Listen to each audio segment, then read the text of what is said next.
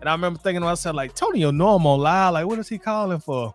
And then I finally seen the comment section. I was like, oh, damn, they fired him. 44 in here in Houston, and these fools losing their minds. I'm about to lose mine, bro. Man, my bill gonna be so, my utility bill gonna be so high this month, bro. God dang, bro. That's one thing I don't like when it get cold. My bills go up, man. It costs me way more money to run my heat than to run my air. And that's because I got gas heat, so gas. You feel me? So, golly, man. I don't know. Maybe I need to upgrade my HVAC system, man. Jonathan Rozier in the house. What's going on? How you doing? Appreciate you coming through tonight. Noah says they did Pierce and Mayo dirt. I should have put my glass in. I'm like up here acting like I can see real good. No, I can't see worth the damn. Miss Lisa in the building. What's going on, Lisa? How we doing tonight? How you doing tonight? What's going down? What's happening? But yeah, this that time of the year, y'all. Like, this is that time of the year. With just it just that time of the year. But we still will have some stuff to talk about periodically, because once March gets here and the new year starts in the NFL, that'll give us some content to talk about. And then you're gonna have the NFL Combine, and then of course you'll have the NFL Draft. So that'll give us more stuff that we could talk about also.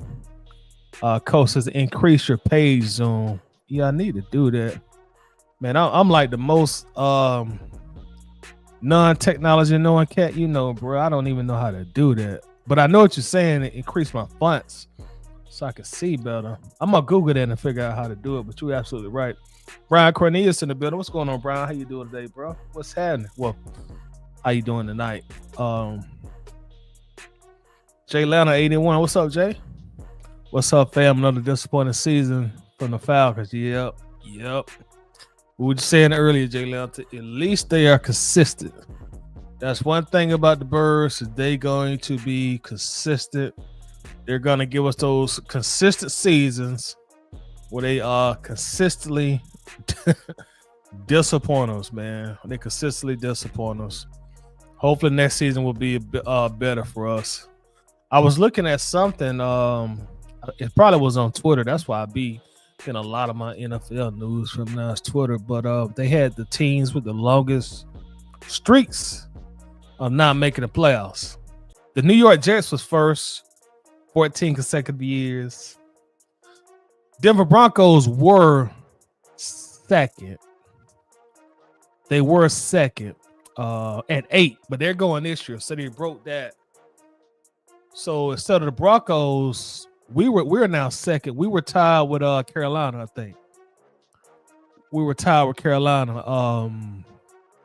at 7. Us and Carolina. So we need to get out that rut, man. Definitely need to get out that rut. And here go Tampa. They done won the NFC South, like 4 consecutive years now? That's crazy.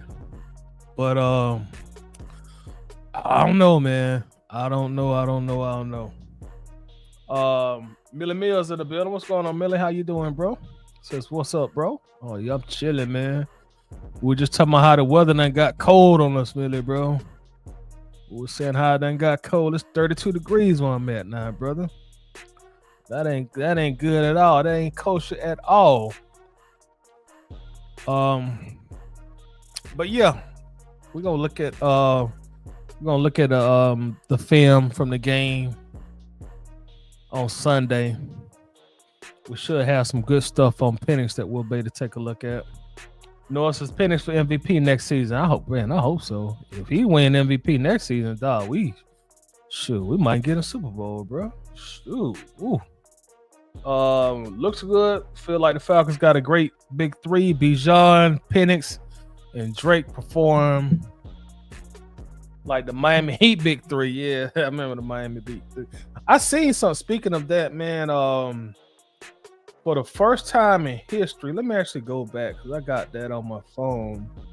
Speaking of the big three, first time in NFL history, the Atlanta Falcons, we had a 300-yard passer, 175-yard receiver, and 150-yard rusher in the same game, all younger than 25 years old.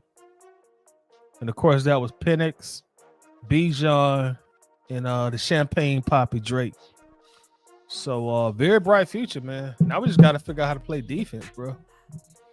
Figure out how to get better defenders. You know, I guess that still boils down to playing good defense. Miller says we just got hit with 12 inches of snow. Oh, bro, dog, man, that was shut down. Where I'm at in Georgia, bro. That was shut down this entire state. You and you told me where you was at before, Miller. Did you say you told me Delaware, I think, or was it New Hampshire? I know you mentioned to me a couple times. Brian says loving this cold weather, man. You sound like my mom, man. She like cold weather. I cannot stand cold weather, dog. If I had my way, it'll be spring and summer all year long. 80 to 90 degrees, dog. I'm good. I can't stand cold weather. DSGB Hall says we got a nucleus of studs with the offense, but what are we going to do with the defense? Let's hope this draft and then this past draft in 2024 and the upcoming draft, let's hope we can find like 2 or 3, gems in that draft. Rook, Braylon Trice, Brandon Dorless, and whoever we get in this coming draft. Maybe we'll have better luck in free agency on defense this year also.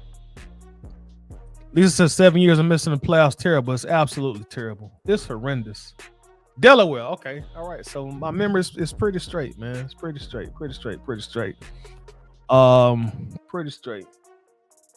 says, I'm a cold weather baby. This colder the better, sleep better, and getting cutty is better. Yeah, it's definitely better cuddle weather. That's without a doubt, man. Tonyo in the house. What's going on, Tonyo? How you doing tonight, bro? Hope you're doing good. But yeah, let's go ahead and let's bring Coach in here, man. Coach, how you doing tonight, bro? What's up, brother? What's up? Hey, not much at all, man. What's going down? What's happening with you, bro? How you feeling? I'm feeling great, man. Well, not really, because classes done started back up. But it was a nice 2 to 3 weeks without classes. So, but got to get back to the grind now. So, are you using Google Chrome, bro? Yeah, I'm on Chrome. All right. So if you want to increase your screen size, just press Control and the plus. Or you can hit the 3 dots at the top right-hand corner. And then it should say like page size, zoom, and then I normally put all my pages on 125%. That does well for me, and I'm blind as a bat as well. Yeah, I be struggling with my glass. I don't know why I be trying to go commando and I put them on. Let's say you say hit Control and the plus sign. And the plus, yeah. I don't think it did, man, bro. Okay, what did in the top right hand corner hit the dots, and then it say like page zoom or whatever. Oh, I see it. I see that now. Oh, there we go. Yeah, I put mine on 125. Okay. Hey, appreciate it. Yeah, that's a lot better. That's a lot better. It brought it brought the fonts are bigger, but like our screen is smaller, but I can work with that. I can read better now. Yeah. Appreciate it. Ryder says, man, I got cancer and I thought this was going to be our year with all that Raheem Morris was spreading before the season started.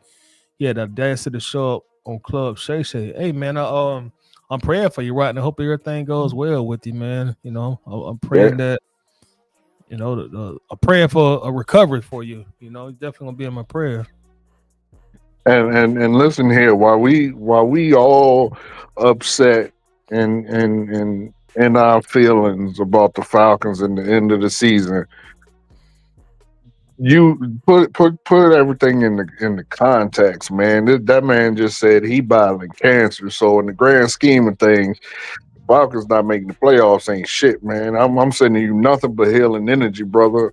Hope, ain't no hope. You will beat that. You know what I'm saying? And get better. So, Right. damn, that sucks.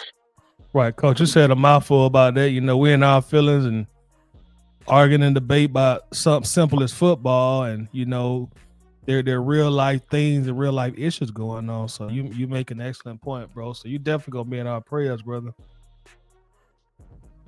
For sure. Let's see what else we got on the comment section real quick, Coach, before we get started. Let's see. We got Brian says, "Tired of my winter baby, my birthday in 13 days. I'm loving it. I guess I'm a winter baby too. I might fall in the fall, but my birthday December 6th, so cold weather. But I don't know. I like the hot weather, man. I don't know what it is, man." Jonathan says the defense could have already been fixed if we would have drafted correctly. Yeah, you got definitely a valid argument on that, bro. But Atlanta always liked them. We always prioritize offense, especially since Arthur Blank is on this team. We got Spinning Sports Machine in the house. What's going on, Smooth Smitty? Y'all make sure to check out Smitty here on YouTube. If you're not already subscribed, make sure to subscribe to this channel. As you already know, some of the best Falcons content in the business. Appreciate you coming through, brother. Lisa says we have a Lambo on offense and a tricycle on defense. Speaking collectively, of course, Ellis, Bates, and AJ are the bright spots for defense, but they're not enough to overcome the other players. Coach, what do you think about that comment? That's actually what Raheem said. Raheem was talking about in his press conference, and he really said this in his press conference that the lady asked him about basically drafting players on defense, and he was speaking, and he said that we have a nice I can't remember the exact words he said, but basically he was saying, I'm paraphrasing, he was saying that we have a nice nucleus with AJ. He mentioned AJ Terrell, Jesse Bates, and Caden Ellis. But he didn't mention, which I thought was funny, he didn't mention Onyemata, he didn't mention Judon, and he did mention Grady Jarrett. So hopefully, if I can read between the lines, that means our older players will be getting cycled out. Yeah, I think it's safe to say that Matthew Judon won't be back. When they did the post game interviews or the season ending interviews, he left without talking to the media. He refused to talk to the media, so that kind of signaled that he ain't coming back. So I'm sure he's gonna probably be out of here, which is probably good. I think. I don't think we need to bring him back. He didn't play well enough to me. Strapped Up says, "What's good, Ty? Hope all is well, bro. Let's hire Robert Sala. I hope I said his name right. Steve Sala. All right, thank you. Or Steve Wilkes for defensive coordinator. Coach John, what y'all think about that?" I mean, since we have to give Raheem another year, might as well give everybody another year. I mean, if you ain't gonna fire one, don't fire none. Cause like John always used, it's the elevator method. They all suck, so why fire one if you ain't gonna fire them all? Bring them all back. No, we don't know whose defense was out there trash. You know what I'm saying? We don't know if it was Lake or if it was Raheem.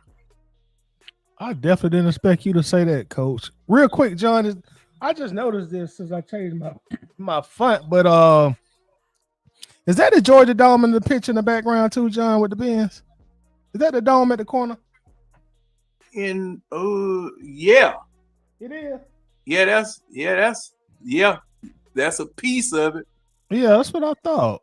I just noticed that since I changed the font. Yeah, that is a piece of the of the old girl that I missed her. Yeah, you and me both. I kind of wish they'd have left them both up. I thought that shit looked it looked pretty fascinating to me for the little bit of time they both had them both up there. They Yeah. did that. They did that here. They left both the I forgot what it's called now, but the Astrodome and the whatever the Texas Stadium is called, NRG. They left the Astrodome and NRG both up side by side. And bruh, I've never realized how massive the Astrodome is. That one is huge. Coach, I don't remember seeing that. I don't remember seeing two side by side when I came down there for the Super Bowl. Yep, they directly side by side. I know I seen Were they NRG. were they there in 16? 16? Yeah, 17? it's still there, so they've never taken it down. They're there Oh, side the by side. Astrodome's You still probably there? yeah, the Astrodome's still there. They ain't tore it down. Dang, I wonder how I missed it. And I Yeah. mean, unless it's been here in the last 2 years, 2, 3 years, I don't know. It's still there. I'm pretty sure. But anyway, but yeah, that thing's massive, bro. I don't think they're gonna tear it down because it's actually it had a record, so I don't think they'll tear it down. You had a what? It had a record. I think it was the biggest dome at one point. Oh, I didn't know that.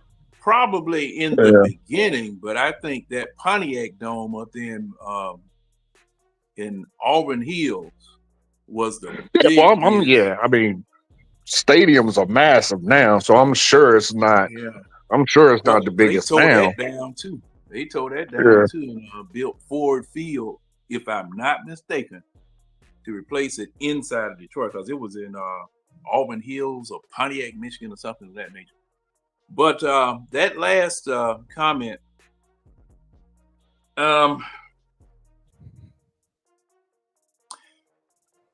the name to me is not really important, but you got to make your people to the scheme that you're going to run, that you need to run.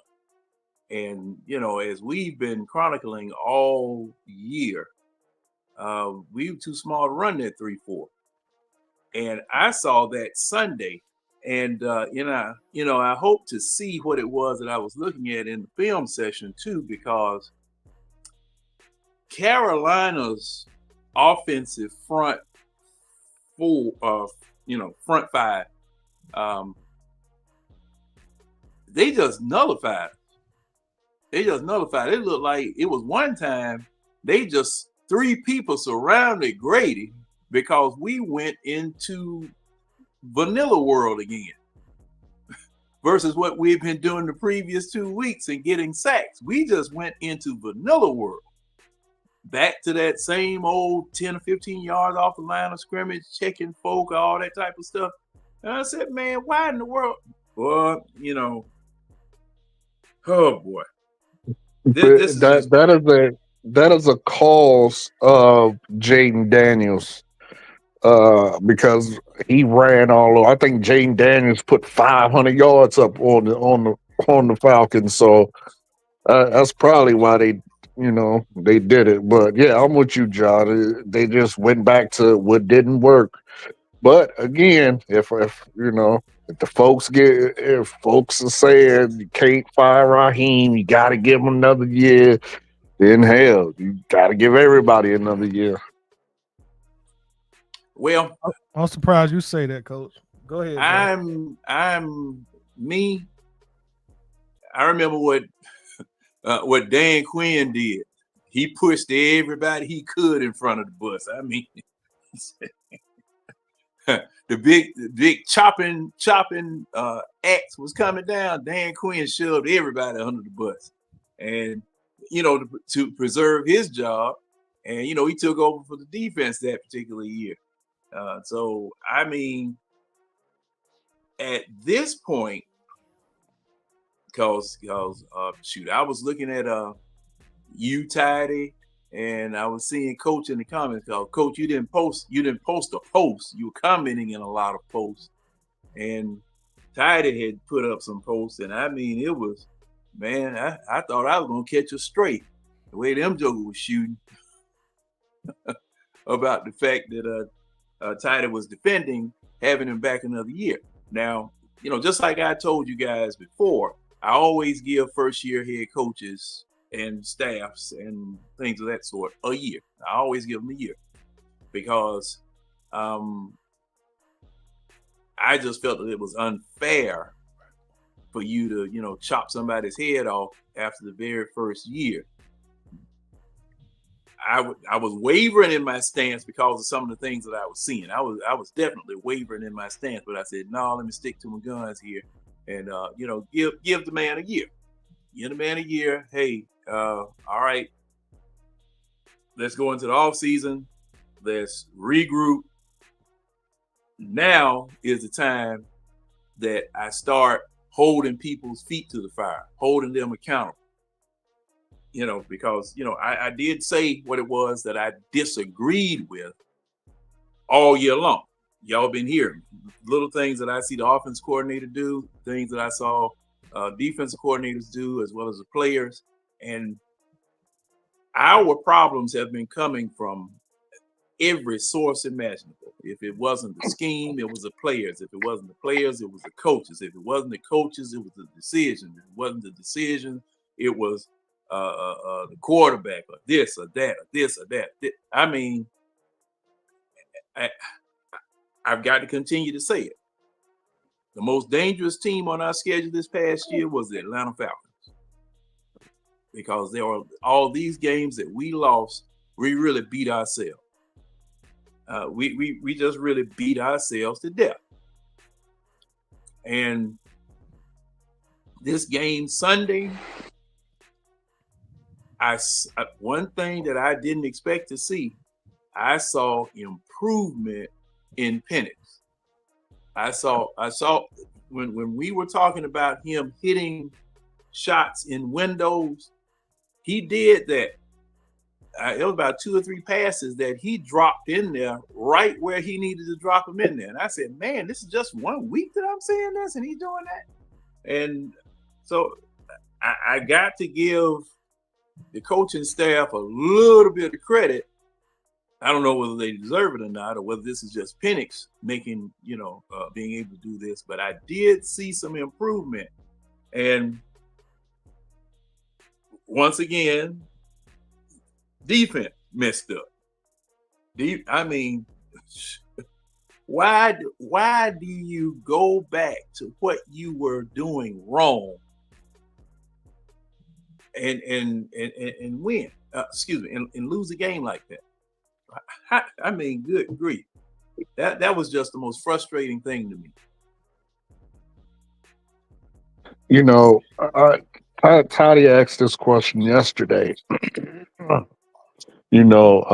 As to, well, he didn't really ask it. He said it was one of the reasons why he was given uh uh Zach a pass and Raheem a pass is because Kirk fell off the cliff, which is true. I think both things can be true. I think uh, Kirk Cousins played poorly, uh, and as a result, we lost 4 games. Now, all 4 wasn't on him. I do believe one of those games, Koo missed like 4 kicks in that game. And then another game, the defense absolutely didn't show up. But he was the quarterback and he threw picks, so it's going to go on his resume. But at the same time, there are about 4 games that we lost strictly because of Raheem's lack of coaching, with it being the clock or having our players ready for game day and whatnot. So I think both could be true. And when I asked the question, you know, taking players out of it, do you think Raheem can outcoach a coach like Campbell or McVay or any of the greater NFC coaches? I asked that because like players do matter, yes, but to me, coaching matters a lot more. As you just seen yesterday, we have better players on our team than Carolina does.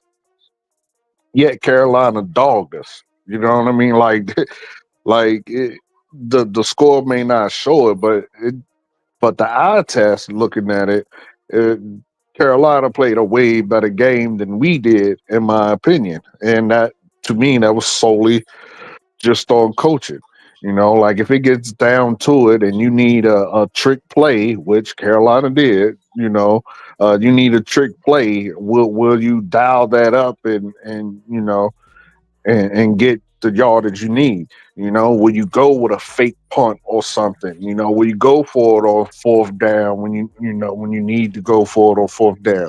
Like what are the things that you are willing to do to make sure that your team wins? And honestly, I don't think Rod can out coach any of them coaches. Like not a single one. So if you can't out coach them, you're not going to brute force a ton of games. A ton of games. A couple of games you can brute force it just by sheer talent, but but majority of the games you need to be able to coach. You need to be able to play chess, and I don't see him being able to do that. So if he can't do that, why keep him? But I'm not going to spend all of next year, all of this, the rest of this year, and into next season harping on it. He's here, so he's gonna be Coach, here at least 2 more years. So, Coach, look at Deanna comment. That's what I've been saying all the while about Dan Campbell. but that's incorrect though. He may have had a losing record, but you could definitely tell Dan Campbell knew how to coach. That is a direct reflection of the team he had. Now we had a team that could definitely make the playoffs. On paper, well, I understand Vegas had us about 9 wins, but on paper, we should have exceeded that 9 wins. We should have been at least a 12-win team, which we would have been again had it not been for like taking even leaving Kirk Cousins falling off the cliff. The games that strict were a sole result of Raheem Morris, we still would have been a 12-win team.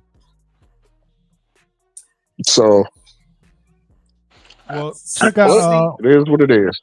Mr. CDX comment. He says whole staff need time to grow together with the players. New staff means start over and learning. But I mean, but that's the thing, people. We say this, and this is the mantra of a poverty franchise. We say this year after year after year after year after year. I mean, it's just like at some point you got to stop saying it and demand better. Honestly, but I mean, again, it is what it is. I'm not. I just spent all this year screaming to the heavens that Raheem sucked and need to go. I'm not. I'm not gonna waste my time. Everybody know how I feel, so I'm not gonna keep on screaming it every day. now there's okay. Now this was the part that really tore at me. Um, Dan Campbell, from what I saw of his coaching tenure, he was in Miami, right? And Right had a before little, Detroit. yeah, he was in Miami. How many years? Just 1 year? I think 1 year. Okay. Can anybody remember the circumstances on his departure or why he was, dumped like Mayo was up there in New England? Because see, now that really shocked me about Mayo getting canned like that. And because I thought he was a handpicked successor. That's what they said. You So know, with so with that being said, the thing was and what's going around. I'm not going to say 100% accurate with it. It was because it's a Lovie Smith situation, and let me explain. If they would have lost yesterday, they would have secured the first round draft pick. By them winning, they went to the fourth. And from my understanding of the situation was that the upper management wasn't happy that he did that. So that's why they fired him. Oh, so he didn't tank. He didn't tank. That's Yeah, correct. yeah, yeah, yeah, So yeah. that's a Lovely Smith situation back with the Texans before D'Amico Ryans took over. Because that was some of the same situation that had happened. I say that all the time. Like once the players get on that field, bro, they gonna try to win, man, because they got so much at stake when it comes to their money and stuff like that. But you saw a lot of play. There were about 3 or 4 players that didn't make incentives, just like Dallas. Dallas. Cooper Rush, yeah, Cooper Rush. They didn't start him yesterday because if he would have started and got a certain, I think it was like certain goals within his contract, certain incentives, he would have made 500K. And Jerry Jones went out and said that wasn't the reason. When knowing damn well that was the reason. Yeah, I mean, come on, man. That's I that's mean, like Gino as well. Gino, that man hit. I'm pretty sure he hit 2 of his 3, so he got an extra 4 million. In his pocketbook for this season. Y'all saw what yes, Todd Bowles did. He made sure Mike Evans got his money. Yeah. yeah. But I mean, see, this is what I don't like. So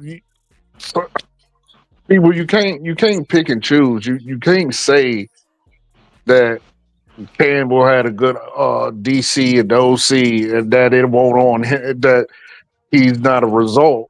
I mean, because that's just simply not true. That I mean, if you're gonna give credit to one, you gotta give credit to all. do you, coach? I mean, yeah, because you don't. We're, none of us are in the room, so we don't know who is doing what and who is calling what and doing what. So how can you split it and say it ain't him, but it's the OCs and the DCs?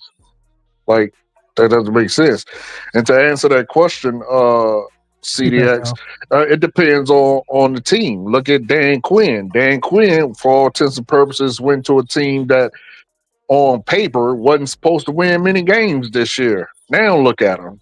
You see what I'm saying? So it's definitely this notion that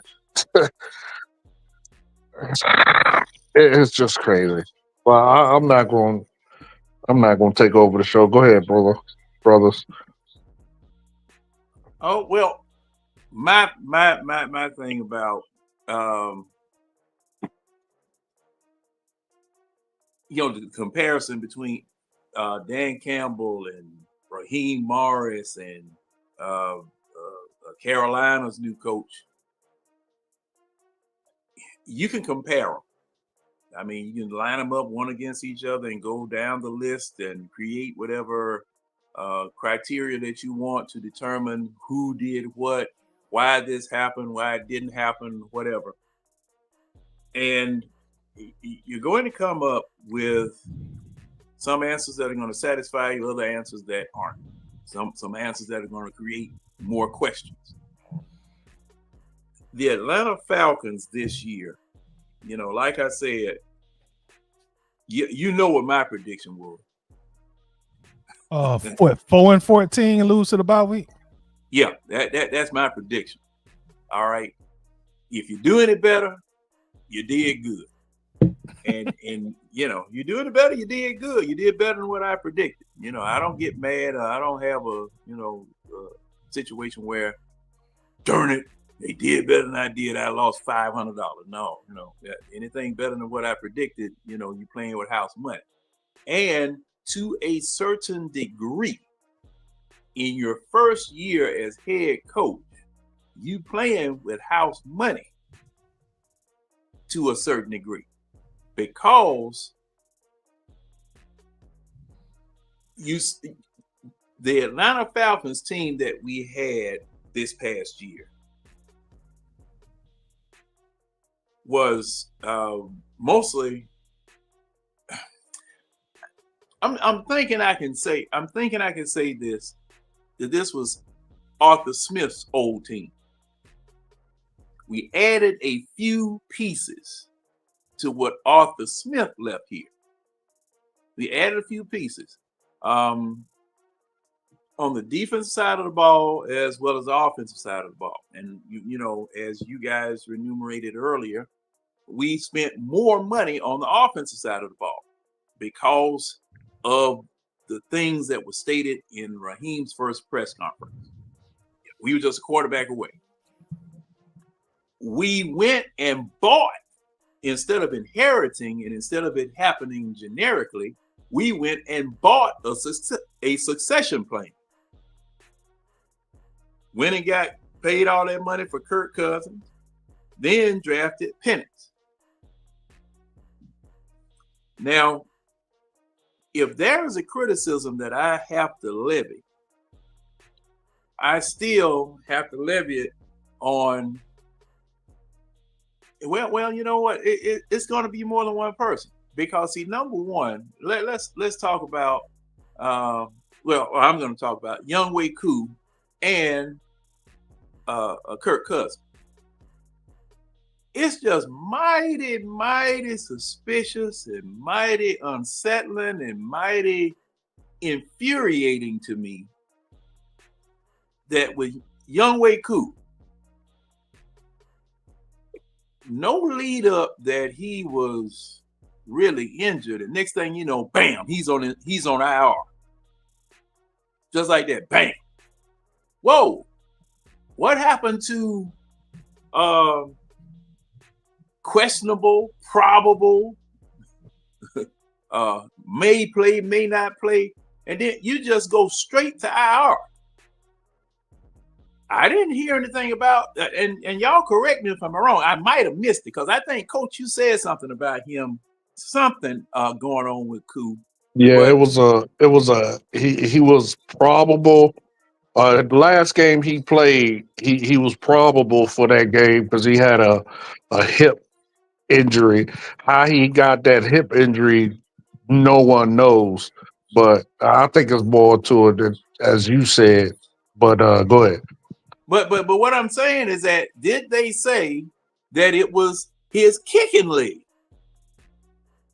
I don't remember. They just said that it was just a hip injury. I don't recall them saying what leg it was. I just remember it was just Right. a hip injury. Right. And then we find out, with the little bit of information that just leaked out, it was his kicking leg. It wasn't his plant leg, it was his kicking leg. He had an injury. All right. But he went straight to IR. Went right straight to IR. This man going out there kicking, nobody paying attention to him, because I talked with Steve earlier, and he was talking about, it was a game that he went to, and he noticed that Koo was kicking and limping. That he was, you know how people will stretch and keep stretching, and sometimes they'll stretch not a specific stretching exercise, but the fact that they are doing many stretching exercises and kicking and wincing and things of that sort. And he said it bothered him at the time, and he didn't pay any attention because it was pregame, but that was the game that he missed all those kicks. All right. So when you see stuff like that, I'm just thinking that moves should have been made at that time to get a real kicker in here. Moves should have been made at that time to, instead of signing somebody to the practice squad, you had other better kickers available. I was listening to 680 The Fan, and one of the people I used to listen to and used to keep in touch with there, they was going icky baluki ape crap about that. because you could have gotten a quality kicker in here for little or no money because they weren't working. Even Blankenship from Georgia was available for you to bring in here. It's the same thing that I'm looking at as far as Kirk Cousins was concerned.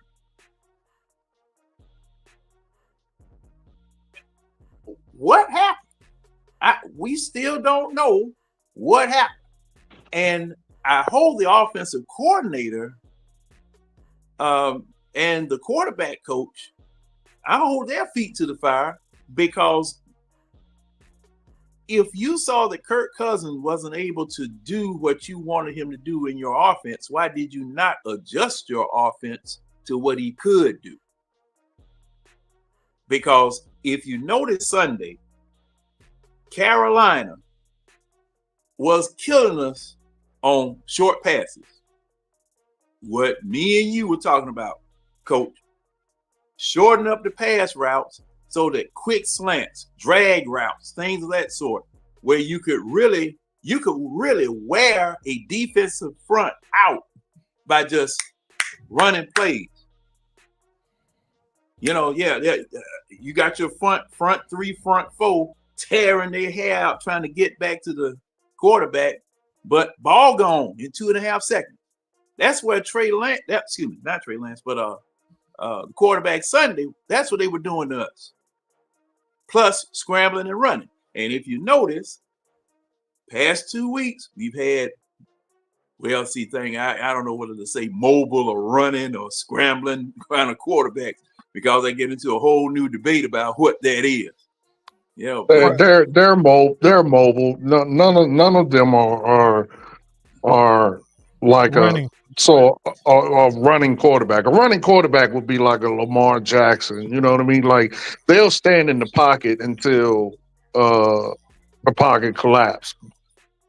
Except for Young. Young was bad at it at the beginning of his career, but he's kind of settled down now and really only runs if pushed. But Herbert just tore up the definition this past Sunday. That joker had a 53-yard doggone run all the way down to the 2-yard line. But what I'm saying is that it's those quarterbacks that don't traditionally stand in the pocket where you can sack them. Okay, in the past 2 weeks, that's what we've had. And the defense still suffers and can't contain, and especially in that 3-4 that we were running, where we weren't, bringing people to the line of scrimmage. We were playing so far off of the receivers, things of that sort. That's really what beat us on defense, because we were playing, like I said, this was it wasn't even Breyer's vanilla ice cream. It was that old store-bought vanilla ice cream that if it get too hot, you got jelly on one side and you got cream on the other. I mean, that old cheap vanilla ice cream you're playing. Let me say this, and some people give me pushback on it, John, but that's why, like, if y'all have noticed, I've been constantly saying, like, the talent just ain't there on defense.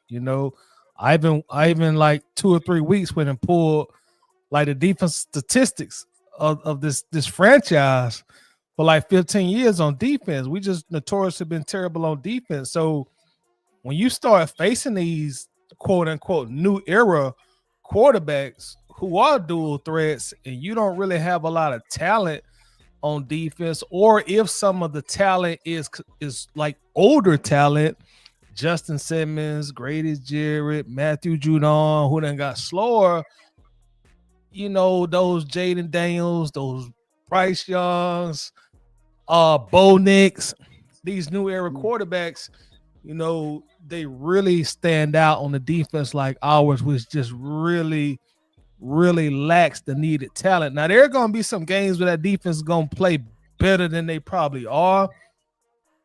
But overall, like, we lack a lot of talent on defense. And not to get away from that, but I do want to address what the chat talking about right now. I'm actually going to go around the panel and get everybody's opinion on it, and I guess you could kind of consider it a sensitive subject, but if we all being honest, it's being talked about either loudly or secretly And I in the think it's, I fan base. already know where you're going, and I think it's so stupid. But go ahead, brother. Okay, this is from Deanna. Deanna says, I know this may not be a popular opinion. Should we be critical of Raheem? Yes. I don't like the hate that we give a black coach and want to run him out of town.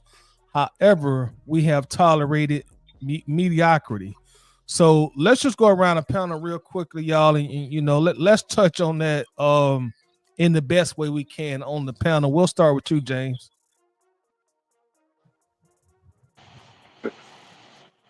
Okay, let me read this again.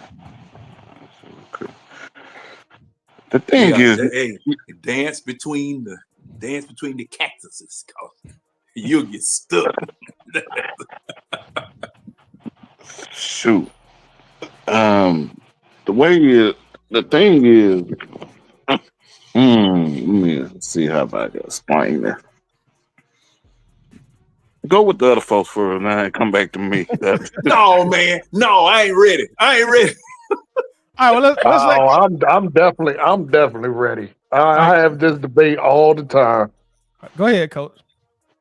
The difference is this is the first time uh a coach and since probably the 80s or they're close to it, maybe the early 90s, that a coach was handed a roster of this caliber and stunk up the joint for the Atlanta Falcons. But, you know, that you think about Arthur Smith. Arthur Smith had a terrible roster. Arthur Smith uh, was came in with all there was literally basically no money. Matt was old. Uh, you know, a lot of issues were on this team, and we still uh, broke even, I believe, or went 7-8. I believe we broke even. Didn't we go 8-8 that year? Which Nope, year? His first year, nope. Who? Arthur Smith. What No, was his record the first year? it was 7. It was 7-10. 7 and 10, three Seven and straight ten. years. Okay, for three Like straight years. Okay. like he was rolling Um. dice. Yeah. So, but he kind of, whether it was valid or not, he kind of had an excuse. You know, there were a lot of money issues dealing with the team at that time. Um, and then previously before that, most coaches, uh, eye test wise, could pass the mustard. You could look at them and tell, okay, even though we lost games, they were doing a pretty good job. This, in far as I can remember, has been the only time, and this is, and I told this to Tidy, it's the first time I've ever called for a coach to be fired. I've never said anything about a coach being fired, even up until they were fired. I never said nothing about Arthur Smith being fired. I just said he was garbage. But Raheem is the first that I've ever said should be fired because you can look at the product that's on the field is absolutely horrendous. And when we were winning 6-3 and everybody was all happy, the glaring issues of this team were extremely noticeable. It just so happened we were playing beat up, terrible ass teams. Every team that we ran into that was semi healthy or at least had their stars healthy, we got destroyed. So I think the issue is people can see that, on top of the fact that when he was here previously, even though he was the interim head coach, we didn't win. I don't think a single. I think we lost all those games that he was the interim head coach. So it's not just this year. It's a combination of this year plus that year. It's a combination of this is not his first rodeo, yet he looks like a rookie head coach. There's a combination of a lot of things.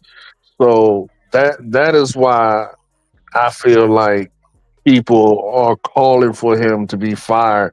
It has nothing to do with race because there have been more of the other race fired after 1 year than it has been of Raheem Morris's race fired after 1 year. So clearly, it's not a race issue.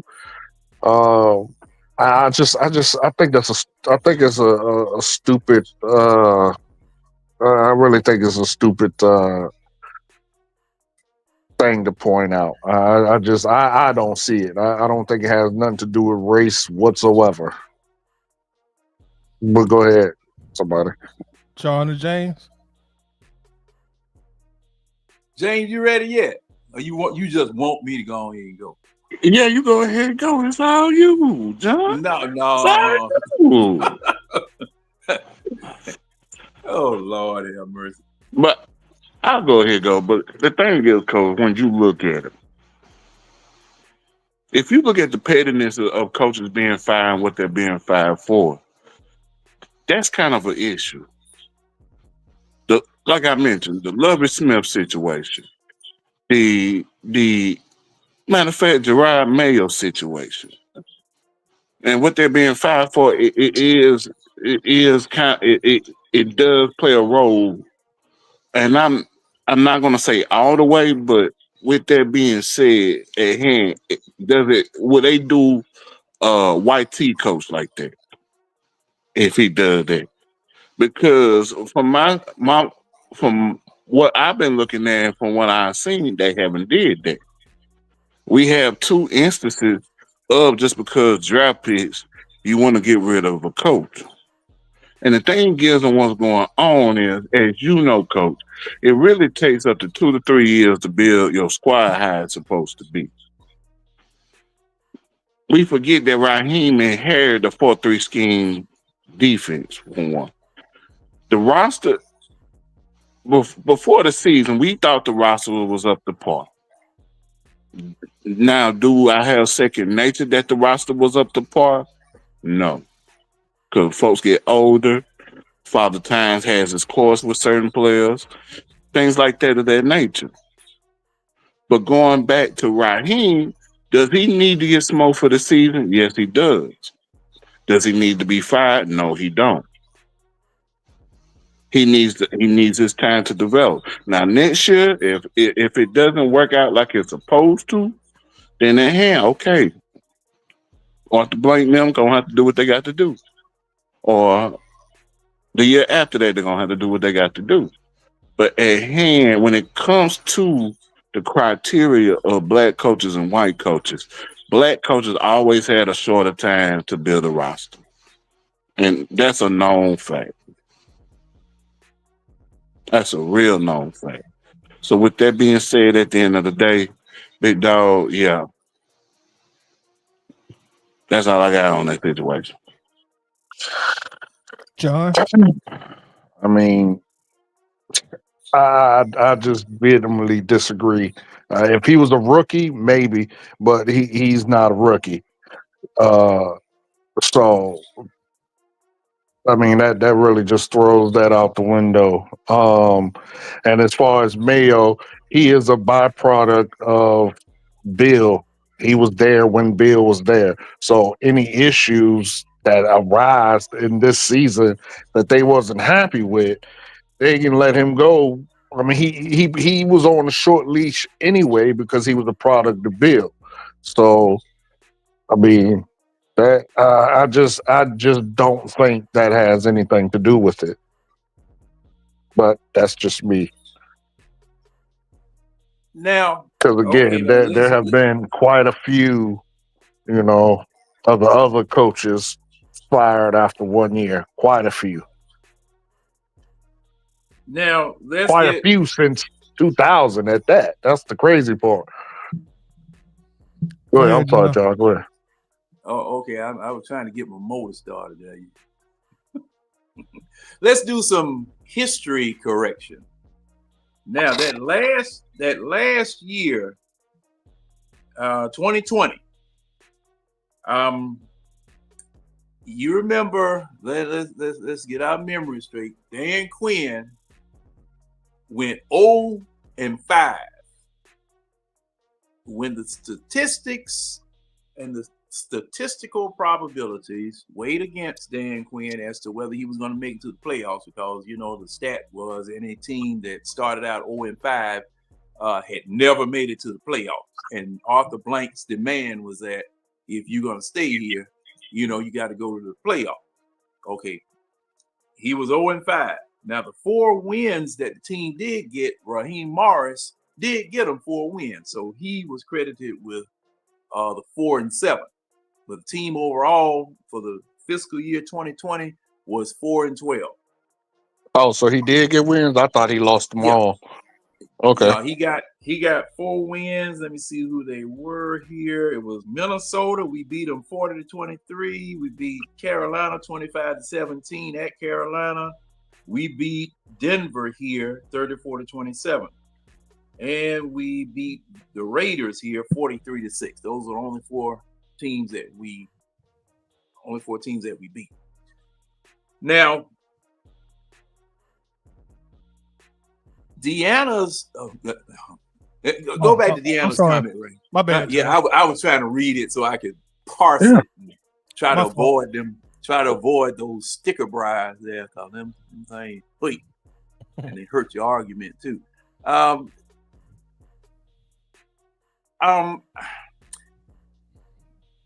There is a certain amount of hate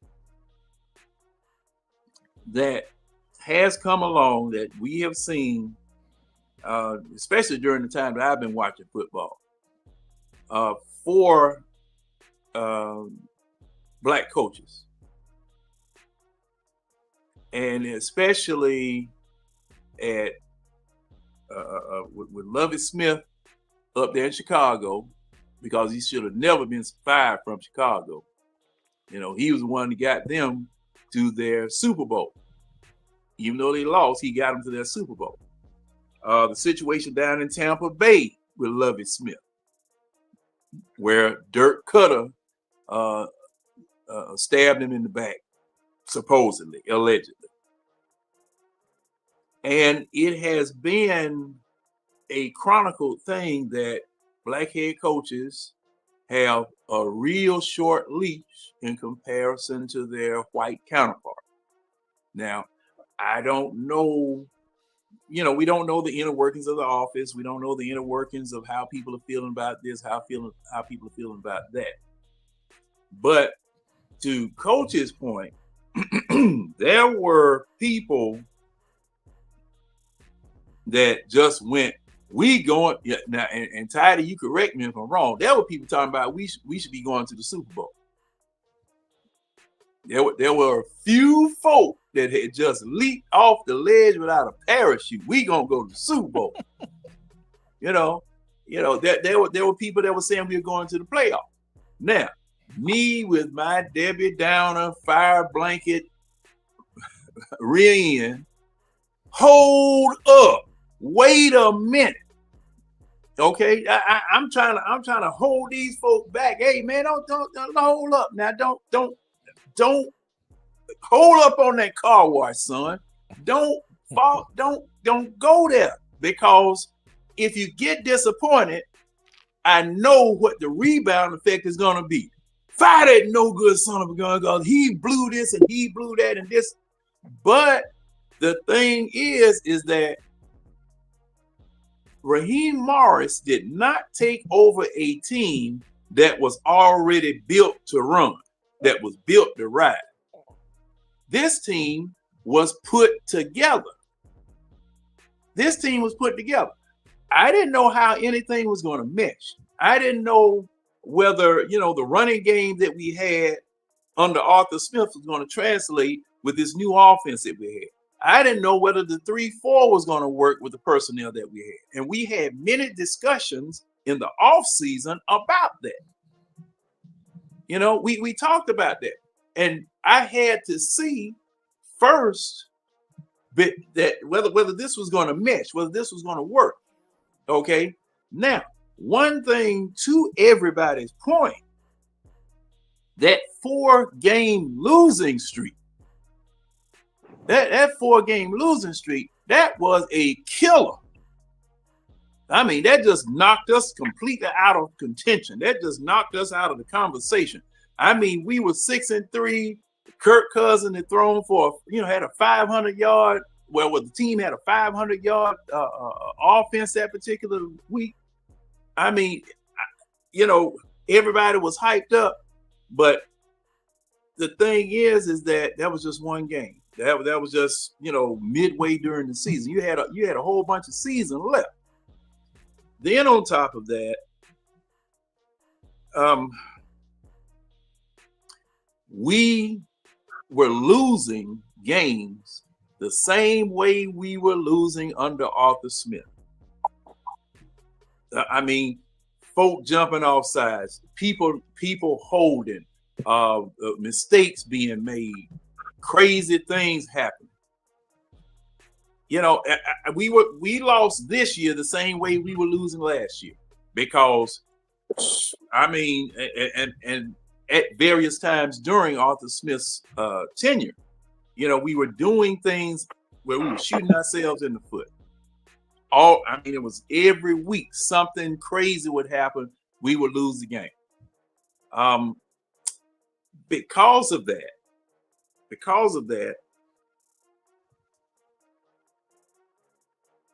I'm thinking too that for the cries of fire him, get rid of him, send him on, number one, you can't do that. That's the first thing. Because if you don't want a Bill Belichick type of coach here that's going to demand that you allow him to buy the groceries, pick the people that he wants around him, take over, you can't continue to fire coaches like that, because the next coach you get is going to demand so much to protect himself for about 3 years that it's going to be just like you did hire Bill Belichick. Right. Because that person is going to protect himself from the unemployment line, and as best he possibly can, his his staff, because Rudy Poo to come here. Yeah, man, I'll come here and coach. I'll coach for $100,000. It don't mean no difference, man. Just let me come on here and coach. I want to put it on my resume. And then you got somebody here that is unqualified. You got somebody here that that's unqualified, no resume, no nothing. Kind of like a Jim Moore. Had a real good interview, but when it came time for the rubber to meet the road, he couldn't do it. And then, he talking all out of turn up in Seattle, thinking that the radio waves or the phone waves from Seattle don't reach to Atlanta. That stuff that you say in Seattle doesn't get back to Atlanta. And, he had, Arthur Blank had to fire. So see, you've got to give for outward appearance for your organization, you got to at least give a coach 2 years, unless something just crazy happens, kind of like the situation at Fox. And that's the Fox problem. Sports, right there. If a situation like that happens, yeah, you got to fire.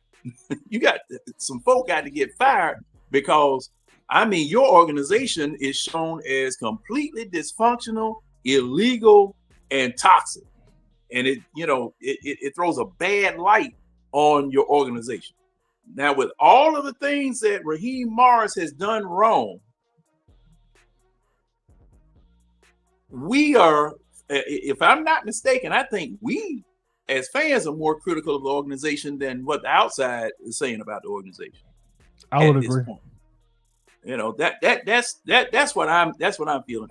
And like I said, with my mantra of giving a coach 2 years or another year at least, to see what it is that we can do with our quarterback situation, and with us, finally putting Penix in there. I think that I just kind of think that we just need to give him another year. I just do, because if things had worked in the other direction, say for instance, Kirk Cousins did make it through the whole year, all right, and didn't fall off, there would be no question. With all, even if the mistakes that were made, there would be no question about Raheem Morris still being here for another year. It's because, see, like I say, I'm having to think while I'm talking, because of the fact of all of the different things that happened to us this year. Some of our own, many of them of our own making, some of them not. And the adjustments that had to be made because of those things happened. So,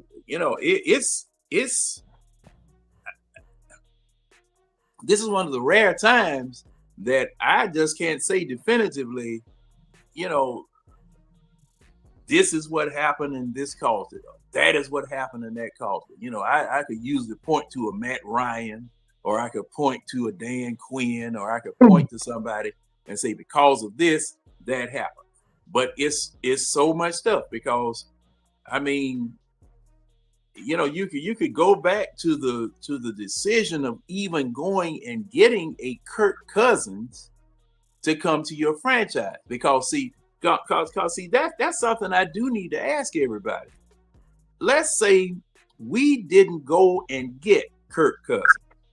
Say, for instance, we drafted Michael Penix. And started him. And we went prior to the bye week 4-8, something of that nature. Would we be so quick to try to fire Raheem Morris? No, because of the. No, not if you starting a year with a rookie quarterback. No. Then at that time, the expectation is, hey, you're gonna have to wait a little while. Yeah, and that's the thing. Kirk Cousins coming off of an Achilles injury, then coupling it. Say for instance, Kirk Cousins didn't come here with an Achilles injury. Say he was 100% healthy. There was still going to be a blending and a meshing and a growing process that was going to have to take place with this new team he was with. How long would that take? Look. I'll let you cook a lot for a long time, John. I can't. It's eating me. Hold on, Coach. Hold on, Coach. Before you go, let me give my piece on the topic, and then I'll bring it right back to you. Because as I scroll down, Carl Thomas saying y'all love making about race. He just trash. Jay Lancer says, I disagree. Raheem needs to go. Stop making us about race thing. He just not a good coach, plain and simple. Okay, so I'm gonna say my piece, then I'm gonna give it right back to you, Coach. So don't lose your train of thought. Since Arthur Blank bought this team, Dan Reeves was already here. So we're gonna eliminate Dan Reeves. Rest in peace, Coach Reeves. Arthur Blank hired Jim Mora, Bobby Petrino, Mike Smith, Dan Quinn, Arthur Smith, and of course, Raheem Morris. Needless to say, nobody has brought a Super Bowl here yet in the Arthur Blank era. Now, this is the thing. Every hire that Arthur Blank has made as a head coach, they've all had multiple seasons to quote unquote get it right. He has never fired a coach who did not have a winning season after their first year, regardless of the circumstances. Now, Petrino, he left on his own. Yeah. But the more recent coaches, Arthur Smith, 7-10, he got 3 years. Dan Quinn did not have a win the season his first year. He eventually went to the Super Bowl and he got multiple years. The point is that's the standard that I forgot Arthur Blank's business name, Arthur Blank Foundation, Arthur Blank family. That's the standard they have set with their head coach. Like, look, we're not going to be irrational.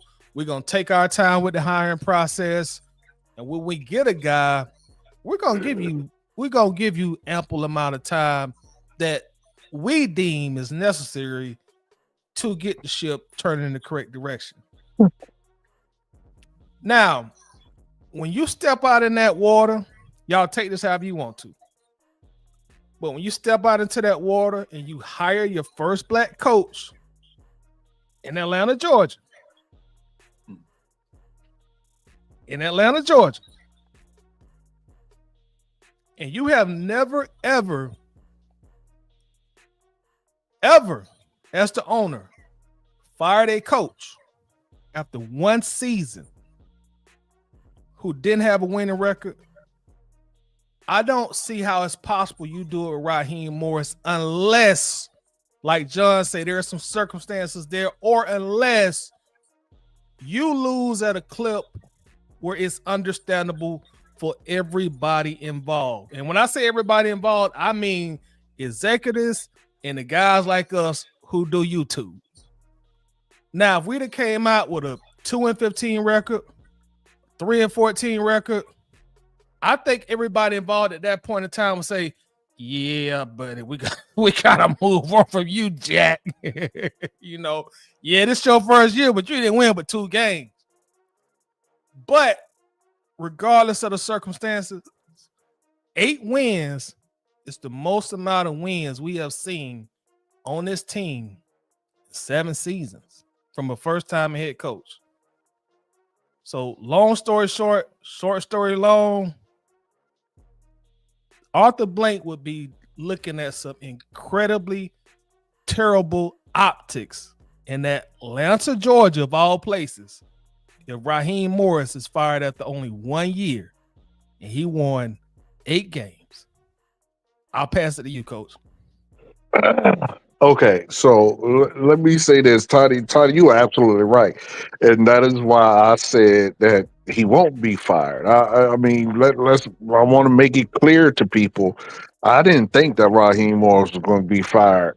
Um, I know I have said numerous times he's going to be here for at least 3 years. Now, in his third year, he may get fired, but he's going to be here at least 3 years. So anybody who thought he was going to get fired, that's just you have unreasonable expectations.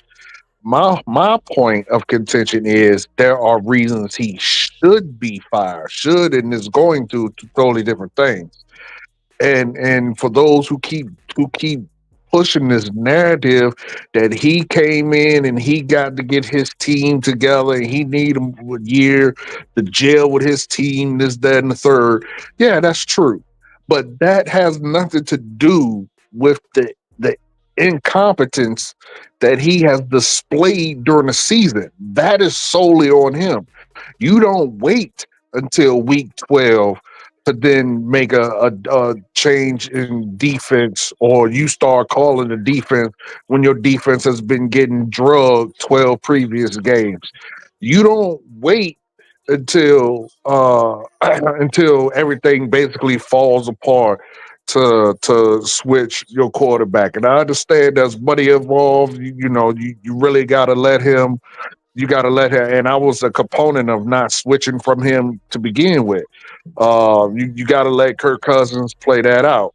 But looking at like a Arthur Smith, and I understand this that the money is definitely different. Arthur Smith went from quarterback to quarterback to quarterback, game after game after game, trying to figure out who was the best, best one who could get us wins. You know what I'm saying? That shows to me he's trying to find adjustments and rosters that make the team better. You can't fault a person for that, even if it doesn't work. Did he show you that he was trying? It doesn't. It has nothing to do with you gelling with a team to not be able to call timeouts. It doesn't have anything to do with gelling with a team to as John said, get a no name kicker off some random practice squads when there are tried and true kickers sitting at home that you can bring in here.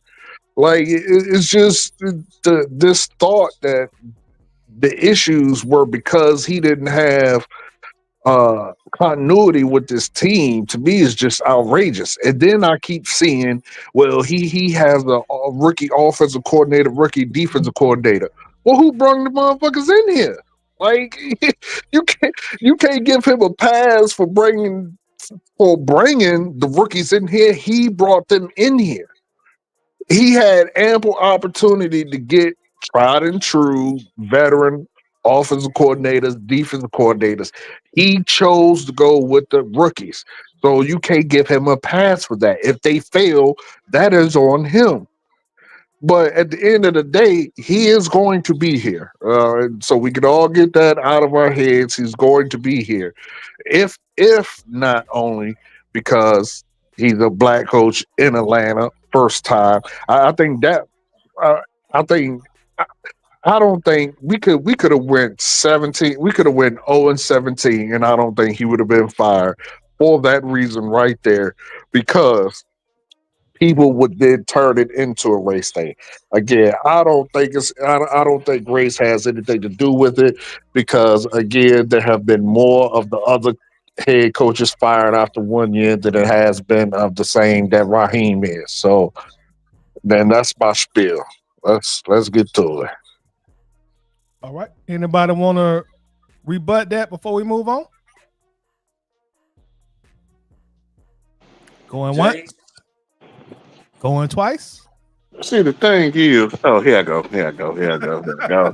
Sold to Mr. Holloway. Well, so the thing is, I get what you're saying, Coach, but if you look at the broadcasts of everything, you've seen in the past 5 to 10 years more black coaches fired within 1 to 2 years than white coaches. No, you And have not. No, you uh, have not. I'm just saying, Coach. Let me cook, Coach. I'll let you cook. And the But again, thing, but you can't cook with false information. You can't hold cook on, with hold on, false hold on, information. Coach. You're All right. doing too much. Okay. You're doing too much right now. Chill out for a second. The thing is, though, I'm just saying. I'm just saying. The thing is, though, Coach. Black coaches on the average black coach only survives 2 years within the NFL when he becomes a head coach. Big dog. That's just being honest with you. If, say, for instance, at hand, Raheem went 0-17. Shit, he might been out the door this year. I'll be honest with you. But at hand, if you look at it, just look at what happened. Gerard Mayo fired after 1 year. Antonio Pierce really fired after 1 year. That's a problem, because the same white T coaches may have the same records and still be around another 2 years, big dog. And I'm really not making it about race when it comes to Raheem, but overall, with that being said, it's a known fact. Black head coaches in the NFL have a shorter tenure and a shorter tenure than a white T coach in the NFL, big dog. Let's be honest with you. And I just think Arthur Blank and don't want to be under that moniker of doing that, because look, what if he fired Raheem today? What type of quality head coach would he'll bring in at this point? And I have to leave it alone after that. Okay. now I just did a cursory look in Facebook, and the it's this site called the Griot. I've heard of them, but I'm just going to throw it out here because it's the first thing that I saw. Now, he was saying that the average, and this was back in 2022, he said the average tenure for a black head coach is 4.5 years. more than a full season shorter than the tenure for a white head coach, 5.68 years. Now, the thing about, And that's what I'm saying. That's a false narrative. well, see, this is, well, what's a false narrative? That they get fired at a greater clip than the other side. Well, if you are staying there less than a full season less than the other side, plus the fact there are fewer of you, one side, than the other side, that don't even get head coaching opportunity, there is a disparity there that, you know, that you can't really make up the disparity, because see, the thing is, you don't need to hire folk just to fill a quota. Okay, the Rooney Rule had to be invented. I forgot about that in our discussion here. The Rooney Rule had to be invented in order for people to get a doggone opportunity. You know, so thing is that, Coach, to your point, even if it's not true, there is a stigma that says that it is, and for a lot of people, their perception is the reality. And this particular statistic has pointed that reality out, not to the degree that I personally thought it was, but it does say something about it. Plus the fact, the rehiring of various people, because, you know, the term, the good old boys club, like back in the I'll go back to just the 70s, 80s, and 90s. You had a merry-go-round of coaches that were going to get hired. If somebody lost their job here, they could go someplace else and either become an assistant and quite possibly could become a head coach with a losing record, winning record, no matter what, just because somebody knew this person or somebody knew that person, you know. So thing is that, you know, I'll just say it's just kind of hard for me to say one way or another, as far as trying to dispel the rumor. See, you know, you can't dispel it really with the averages and the statistics being the way that they are. Not yet, because, you know, black coaches are in the minority. Black coaches are definitely in the minority, and as Tidy said, you know, this is our first one, and the seat is hot. The seat was hot, shoot, after the bye week. So for some people, the seat was hot prior to the bye week. But that seat is going to be hot, and it's going to be even hotter next year. Because number one, I'm heating it up. Because you heading into drop it or get off the pot time for me. You know, I mean, the second year, yeah, I started holding you accountable for everything. I started asking questions about everything. You know, that's just me. And, you know, the mistakes that are being made, and looking at his first time being a head coach here, taking over for Dan Quinn, he didn't get to pick anything. He didn't get to pick anything. He was, okay, here's your coaching staff. Bam. Coach, here's your coaching staff. Here's your team. Bam. Coach them up. Win some games. Let's see what happens. Wait, what? Oh, wait. Who didn't get the pick? Raheem. Not when he took over after Dan Quinn got fired. He didn't get a chance to pick nothing. Oh, okay. You talking that's about? What I'm talking about. Okay. I'm not talking about this time.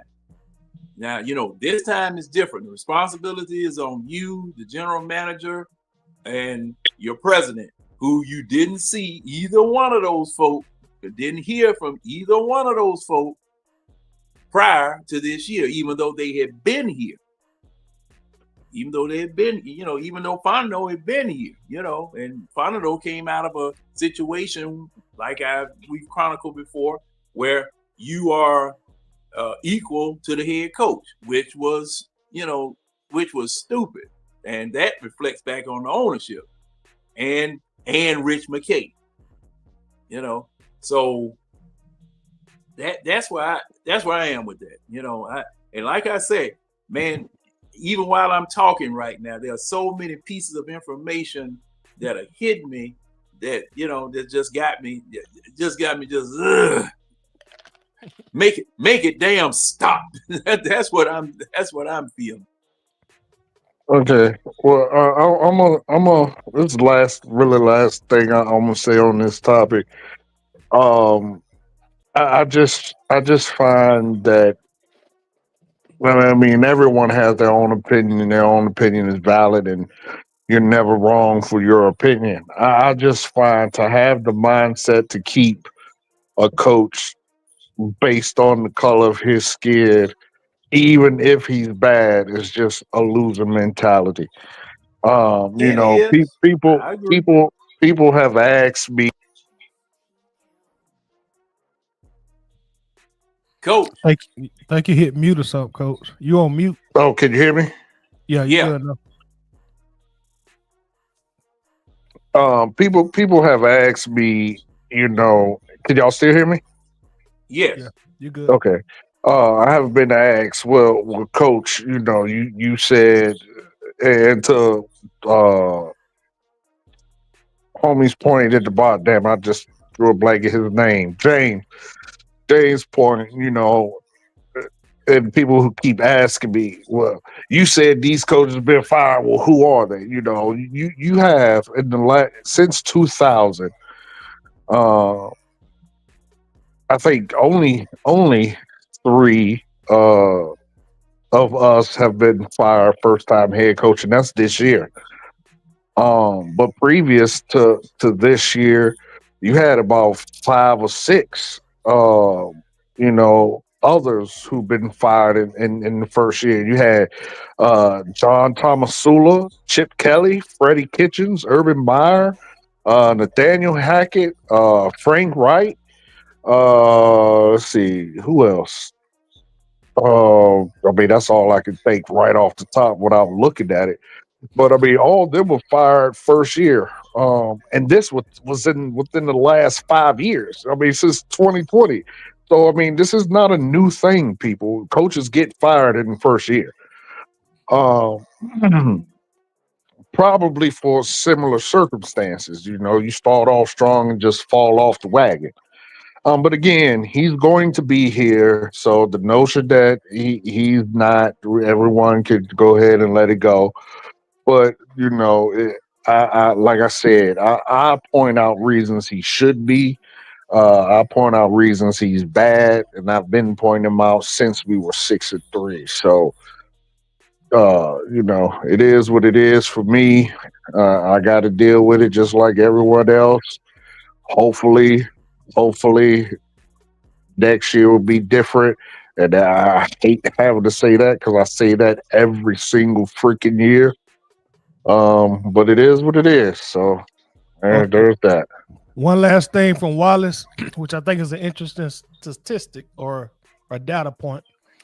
He says, excuse me, from 2011 through 2024, there have been 8 white head coaches fired in the first year and 6 black head coaches in the same time frame. But you got to keep this in mind. And John, you better at putting data together than I am as far as the articulation of it. But when you consider the disparity in the amount of coaches there, that's a alarming number, because at any given year in the NFL, out of 32 teams, you're probably going to have around 25 white head coaches, 26, 27, 4, 5, 6 black head coaches. So that's actually not a good stat there for your argument, Coach, to be honest. But, I mean, go ahead. And that's the same thing I'm saying is because Tiger, you put it right on the nail. If you have 15 jobs opening within a 1 year time frame, 10 of them, 10 to 11 of those jobs is going to be filled by white head coaches. You may have a few that gonna have a black head coach. And the thing is, at the end of the day, that that is alarming in a sense because for the simple fact it is. I think it's more. It's more black. I'm not saying, and I'm not comparing the two. Let me say that I'm not comparing the two races. A coach is a coach at the end of the day to me. Right. But overall, with that being said, at hand, there's a lot of qualified black coaches out there, and to have 6 black head coaches fired within the same time frame, and the percentages of black coaches that's higher within the NFL, that's troubling. And we had 6 black head coaches entering 2024 this year. You had Morris, Mayo, Pierce, Mike Tomlin, and Todd Bowles, and D'Amico Ryans. So 6 out of 32. That's a pretty low percentage. And it's gonna get lower than that with Antonio Pierce and Gerard Mayo being fired today and the other day. Yeah, see that's what I was gonna say because and plus the fact. Now, this is what I was hearing on 92.9. The evaluations have not taken place as far as our front office as well as head coach. Because Terry what Fontenot, you mean when you say that, John? Okay, Terry Fontenot hasn't given his end of the year assessment. Okay. Raheem Morris did.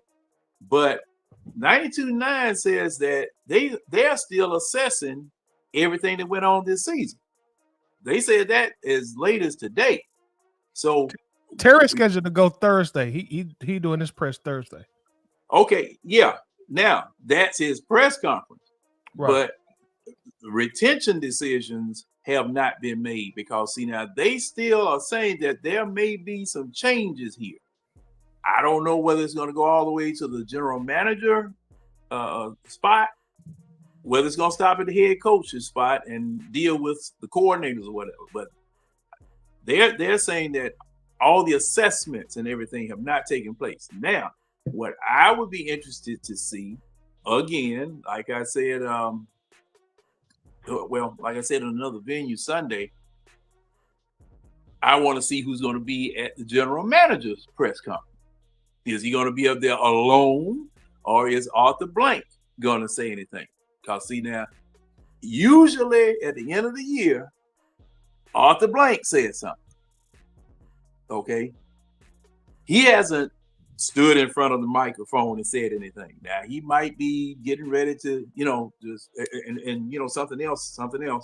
There is a succession plan for his son or somebody to start taking the day-to-day football operations over. Yeah, and Arthur Blank. I had said that earlier, John, because okay. The last no, I not really cut you off. I'm sorry, but I've been seeing like the last 2 years is like you was a manager, supervisor at your job. I'm sure you done had people shadow you, job shadow. You've been seeing Arthur Blank's son kind of job shouting, but go ahead. I didn't mean to cut you off. Right, and from what I understood, the actual changeover or turnover is supposed to be happening real soon. Okay, so if that takes place, then or during the time that that's taking place, then it might be some other changes made because the father may see things this way, but if the son gets the reins, he may see it a totally different way. No telling, it's just no telling. Because see, they've got to get let me see. Okay. Yeah, well, yeah, I hear what Raheem's saying, but my thing about it is, are you two guys the ones to be saying what you're going to be going forward? What y'all going to be doing going forward? Y'all the one? Can you call them shots? But I'll say this, John. Like one thing about Arthur Blank, because as far as I know, he's still calling the shots as of right now. Normally, when he make up his mind, he gonna get rid of his head coach, his GM. It'd be right after the regular season. You remember he let Arthur Smith go that same night last year we lost. Yeah. And when he fired the Mitrov, you remember he let him and Quinn go during the season. I mean anything's possible, but I don't think that ownership would allow them to address the media one last time if they knew that they were not sure that they were going to keep them. I don't think they would have let them address the media. Yeah, well, yeah. Hey, I kind of agree. No one is going anywhere. If everyone is staying put, if they were going to be fired, I'm pretty sure they would have been fired already. I don't think anyone is. I mean, one of the coordinators may get fired as a sacrificial lamb. That's one thing. I will say one thing Raheem is good at is that he good at throwing people under the bus. If you heard his presser 1 or 2 days ago, they asked him about like adding talent or whatever. He was talking about his how he deals with the GM. I drew a blank. Can't think his name. Terry. Terry, yes. How he deals with Terry. He made sure to say, Terry brings in the talent. You know what I mean? Like he just a smooth talking car salesman, bro. But you know what though, Coach? It's really funny. You know what though, Coach? I love that because now there's some accountability. Because John, for the longest, we didn't know who we're doing what. So if the head coach is saying, "Hey, that's the guy bringing in the talent," now I love it. Now we know who's pulling what string. I love that. Yeah. But at the same time, I mean, that's kicking the can. Like, you know what I mean? It ain't nothing ever I have yet to hear him say something was his fault. Like, yet. Not a single time has he said the onus is on me. No, that's not true. Because, like, I don't know why, but people don't want to accept the fact that he took responsibility for the timeout thing. He apologized for it. He said, "No, he did. No, he didn't. No, he didn't, bruh. He said, I thought that our players could get to the line faster." No. Like that's like he took responsibility for it and he apologized. And he said, "We're gonna fix it. We're gonna get it right." You're talking about his first statement, but the very next day he came back and he doubled down and spoke on it again, and that's when the apology came. Even though, honestly, man, I don't feel like he needed to apologize. To me, y'all may see it differently, but to me, I feel like he was being submissive. Everybody be talking about they want him to be a stand-up, big macho guy. To me, when he apologized and he's, "Oh, I'm sorry, y'all, it won't happen again." Like, no, you don't do that. Stand behind your decision. But no, I don't want him. I don't want him to apologize. I want him to take accountability. And the way he took accountability is like, let's say I hit your car, and then I come to you and be like, "Man, Patty, I hit your car, but it shouldn't have been in the street." Like, you be like, "What?" Like, dude, you hit my car. Like, and I'm like, "Yeah, I hit it, but it was in the street." So, like, that's how I felt about it. It's like, yeah, he kind of took accountability, but not really. Like, he threw his players under, but Michael Penix made sure to say, yeah, that definitely was that's on coaching. That ain't my job. But again, Coach, you talking about the first time he spoke on it. I don't think you heard the second time he spoke on it. Well, maybe I did. Now, okay. Now that's something I can definitely speak on without, trying to shift gears or tap dance or anything. When you give the explanation that you gave, Coach, for what you did, I got a problem with that explanation. Okay, especially I'm thinking that my players could get that. What? That's my point. Like, huh? Like, what? Dude, you I, didn't need to say, he didn't need to say none of that. He should have just said, hey, he should have just took accountability. That's what I'm saying. He don't seem to take it. I've never heard him say it was my fault. or just said there was a problem on that play. Next question. Do that. Don't see. Thing is that I do not like for people in positions like that with people like us who have been following football, played football, coached football, watched football, live and breathe football, drink football, coming up telling me stuff like that, and I'm supposed to accept it. Like, well, that's a good reason right there. like I don't know what's going on. No, don't do that, bro. Right. Don't do that. Right. Just That say, and that was my point for pointing out. That was my whole reason, I understand people took it and ran with it, but that was my whole reason for pointing out what Dan Campbell did last year. Like that, like I don't really need Raheem Morris to be up there crying and shit. You know what I'm saying? That's a bit much, but that man, like you seen that man took full accountability for him screwing his team, and he felt bad about it. Like, you know what I'm saying? You could see that the players seen that and they rallied behind him, and look at him this year.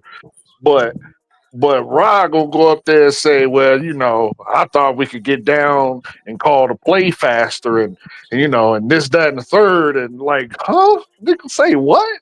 Like, bruh, shut up. Just say, hey man, I made a mistake. You know what I'm saying? It is what I would have respected him more if he'd just been like, look, I gambled. It didn't pan out. It is what it is. You know what I'm saying? I'm like, all right. You know what I'm saying? I respect you for that. But you threw players under the bus, and No, this he did car not. He did salesmanship. not throw no players on the bus, bro. He did not do that. All right, bro. well, We gonna have and to I'm gonna. agree to disagree on that one, brother. You put extra mustard on the hot dog when you say that now. Well, and I'm gonna say this about that. Let's say, for instance, he was for real. Because see, thing is, when you tell me stuff like that, or you say stuff like that, before I make a judgment on what it was that you said bumped up against what happened, I'm thinking you telling me the truth. I'm thinking you telling me that you thought that your players actually could get down there and get lined up, spike the ball, do whatever it is that you were going to do in that amount of time. Now, when I look at it, Even if he thought that, John, it doesn't make sense. That Coach, there you go. explanation doesn't make sense. There you go. But y'all, but y'all, it do make sense because they got down there, and I don't want to even go back to this no more because people go throw tomatoes at me in the comment section. But well, yeah, if a certain guy make a routine pass, I'm just gonna say that. Let's move on. Let's go ahead and watch the film because we gonna get back to the timeout. Right. And let's just go ahead and go at the film. Okay. All right, so we're starting off on offense here.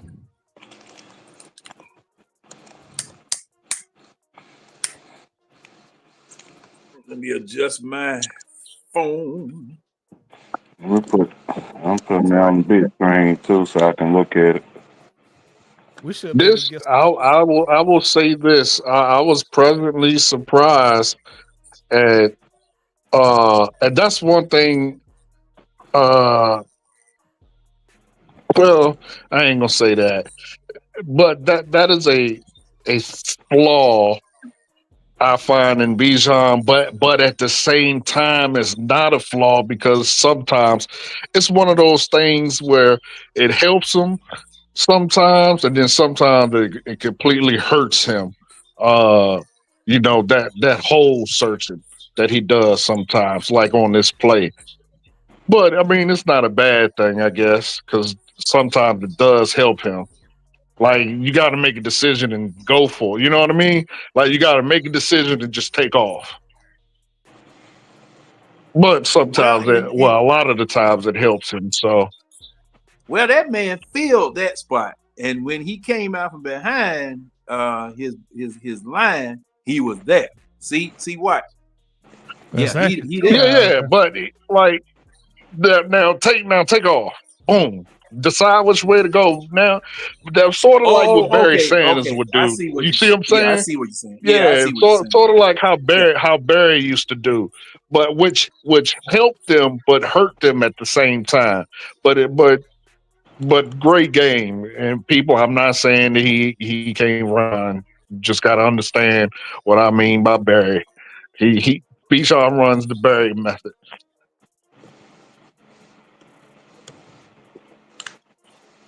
So yeah, so noise. Oh yeah, noise, and some more noise. All right, now this here we go again, John. You know, where are some quick plays? yeah. This is I something mean, else. Like we you got never all run that just doggone like space. quick plays, You got all that and it space. takes so. And what's up with Zach and these always having three people on one side, like overloading one side, congesting one side. This is Have y'all offense. noticed that? Like almost all Yeah. his Oh, plays are yeah. like that. Yeah, this is Well, offense. see, well, my problem with it is that okay, they don't. Okay, now like right here. What let me see. Was B John in the pass pattern or did he come out the Bijan, he backfield? right here. He came out of the backfield. He right here. Okay. Yeah. Now Drake London see, is actually open. We just don't throw a good ball right here. or did he didn't throw it quick enough? He threw it way outside. Watch this. See, you got to put it on the inside and just stick it on it.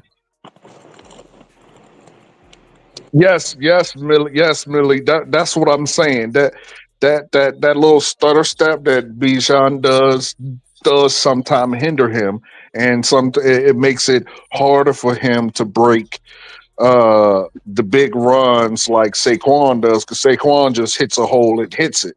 But sometimes that helps him too. That's why I said he has the Barry Sanders. He runs the Barry Sanders method, where you run 5 yards back to get 10 yards forward. Like he runs like that. He's really not a power back like a Saquon anyway. So he's going to try to finesse his way uh, through the offensive line, which again, it's going to help. It's going to hurt him sometimes, but it's going to help him a lot of the times too. So it's just one of those things you got to deal with, because as long as it doesn't hurt him more than it helps him, I mean, you got to deal with it.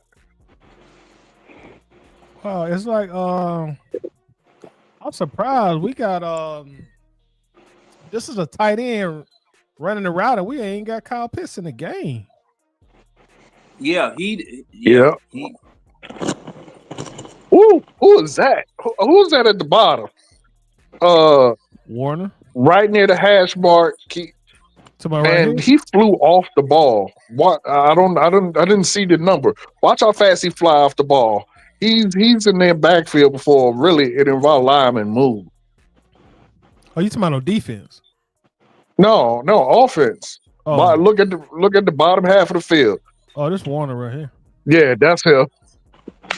Look, he took off. But look at this. See what I'm saying? Like it just I hate offensive coordinator, bro. It just take too long to develop routes.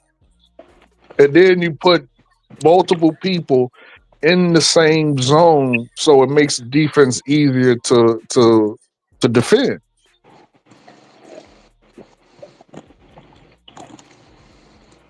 So he already got He should have somebody threw it right there in the that middle. make it right now. That the one that Yeah, hard. That's what I was saying. yeah. Post game, like, but Penix, he would miss the easy throws, but he'll find a way to make these old acrobatic throws and get them completed. He missed So a that guy was wide Pitts. open. That was Pitts that ran to the sideline there, wasn't it? Where? Rewind it back. Right. Right here? Oh, yeah, that's Pitts there, isn't it? I think so. It looked like him. I'm pretty sure that is him based on how he's standing up.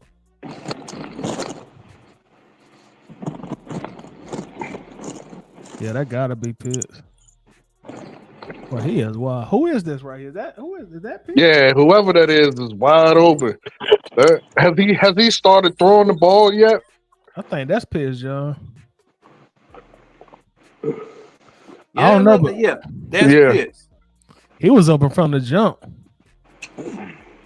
And see, just like Coach said, you had two receivers on that side over there. You had two receivers within 5 yards of each other, either linearly or longitudinally, lengthwise or distance-wise. Oh no, that ain't Pitts. That's Drake. That's Pitts. See that? That's Pitts. And that, I mean, it worked, but that was one hell of a dangerous throw. That was a great pass, boy. If he could have kept his feet in the field of play. Yeah, but that was one hell of a dangerous throw, bro. Look how close that corner was to intercepting that. Oh yeah, I remember that pass. Yeah, he scored that one in the Jay.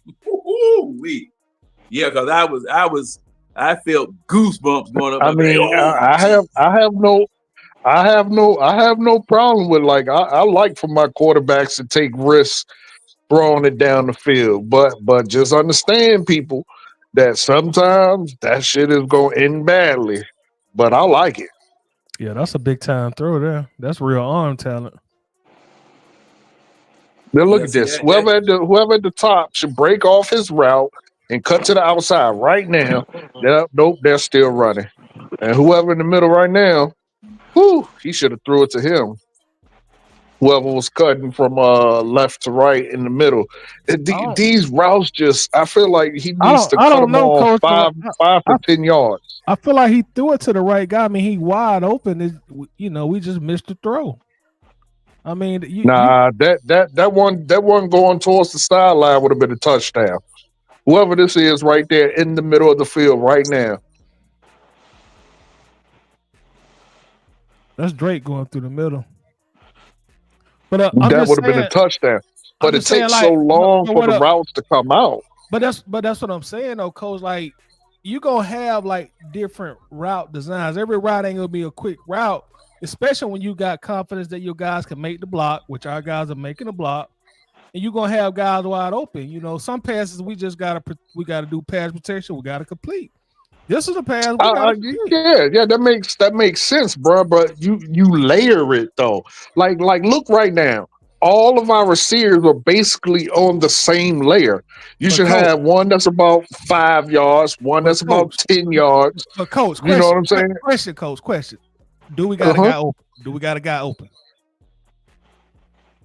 Do we have a guy open right now? Yes. This guy not wide open. Yes.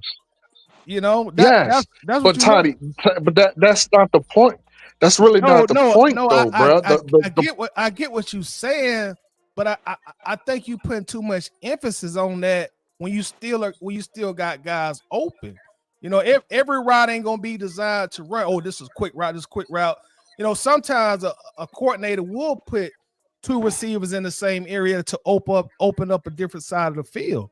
Like what I'm pretty much saying is, like, when your blocking is there, and you ask any offensive lineman, if they giving you 5, 6, 7 seconds, and you got a wide open receiver, hey son, you got to complete this pass.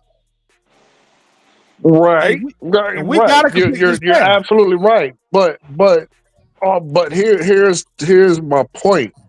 my point in that because of how, for lack of better words, deep the routes are. It's harder for us to get completions down the field. It's harder for him to get completions. So he's putting the ball more in harm's way. That's my point. Like if you have, and I'm not saying all of them should be quick, but what I'm saying is it takes a time. I think every route that we run should be cut at least 5 yards shorter. And then it would open up the field more and will make it easier for your rookie quarterback to complete passes. Even though, yes, that guy's open right now. But when you watch the game, you see how difficult it is for us to get people open or really any yak, really. Like I mean, I don't know. Oh no, Maybe coach. I think I'm looking at it from a coach's eyes. I think you Maybe I don't know. overanalyzing because this is a like I said on that timeout gate. This is a routine 20-yard pass. You got to complete it. And Penix played great for his third game, but like, hey, we got to complete that one. Yeah. I mean, you right. He open.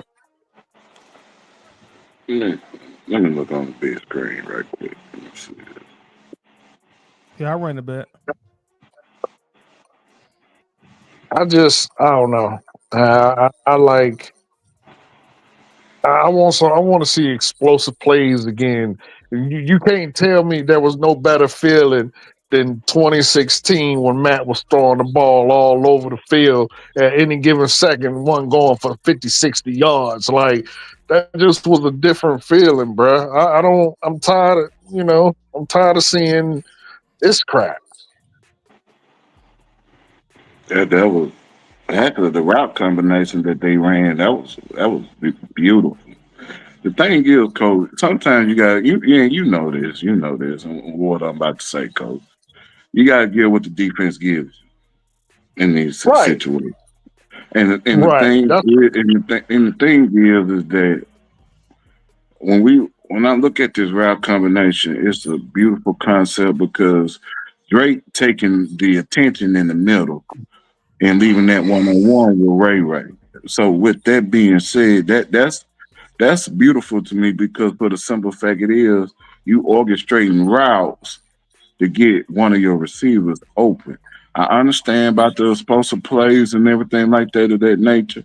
That's gonna come. That's gonna come. I believe wholeheartedly that's gonna come with Michael Penix.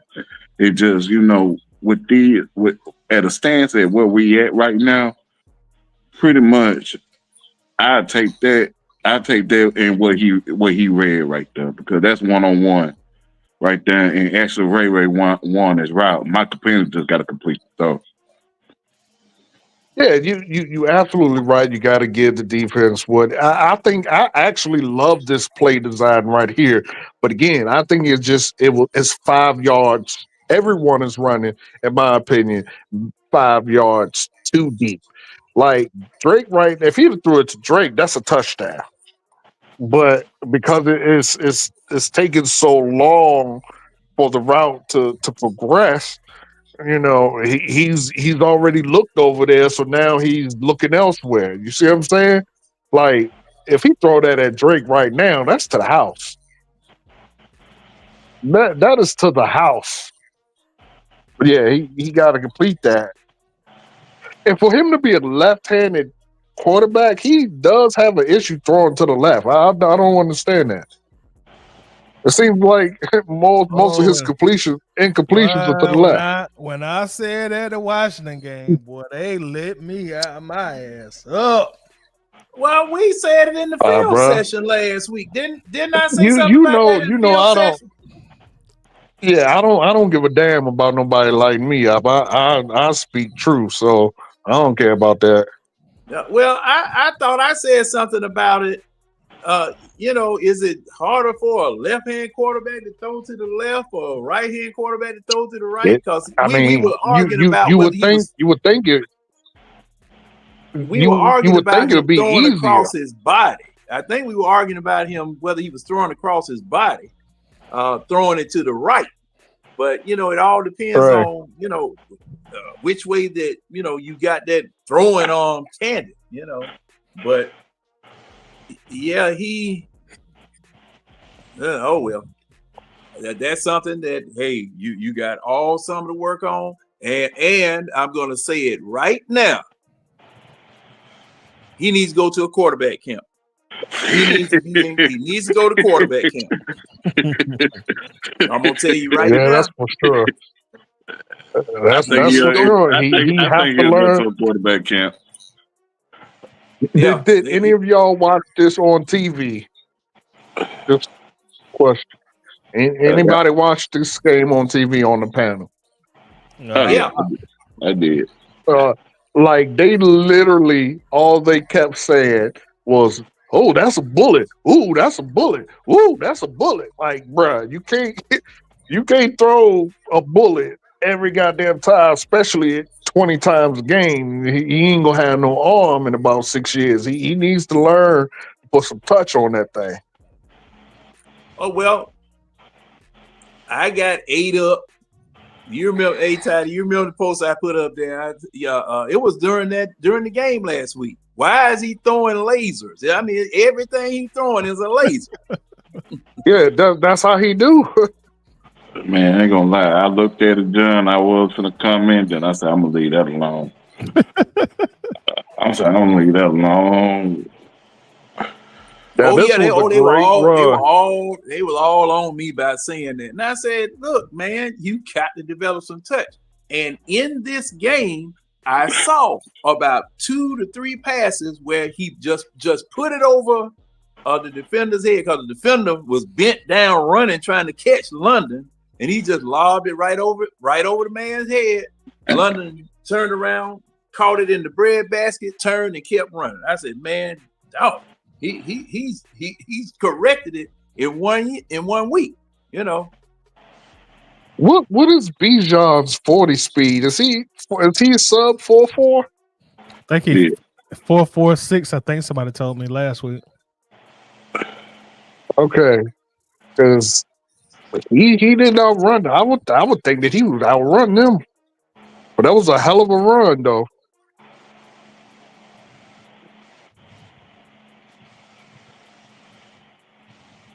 Here we go with the trip. That man love him some trips. I agree with you on that, Coach.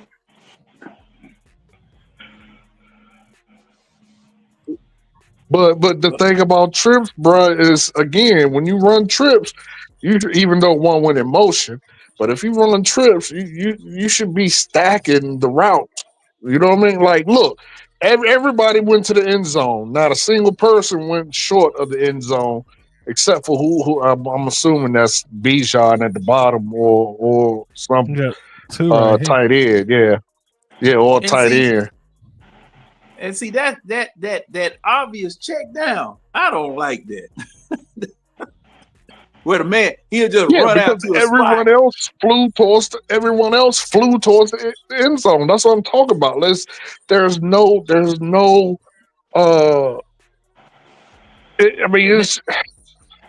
I just don't like it.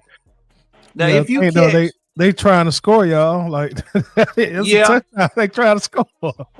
But see this. But everybody don't need to go in the end zone.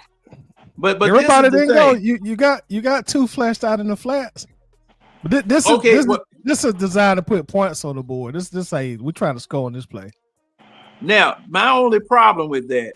Okay, if Bijan has that kind of gap between him and the defender, don't you catch a Bijan in stride coming out of the backfield so that he can continue running versus stopping and standing there waiting for the ball just in case, hey, he done looked over here. He can't find anybody over here. Here I am standing over here. I got it.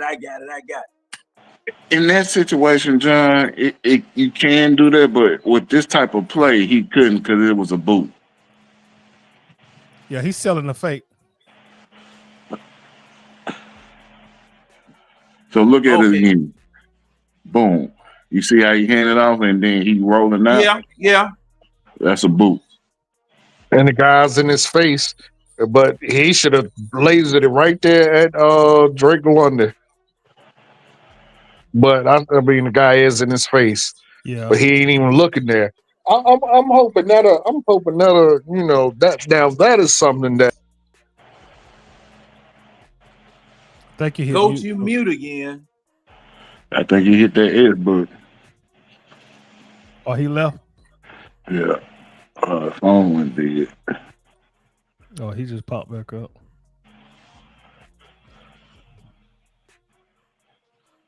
I accidentally hit the back button by accident, dropped my phone. But yeah, what I was saying is hopefully his field of vision will get better over time because Drake London is open right now, and that's probably a touchdown Yeah, he can get that ball about right here. right there. Yeah. Now no laser, but throw it and let him run into it. He probably be able to get a touchdown. I think that would have to be a laser in that situation. Jay, he just have to catch him in stride when he throw that laser because he got to get that ball out quick. Because in the boot, you got to get that ball. That underneath route is wide open. You got to get it out quick.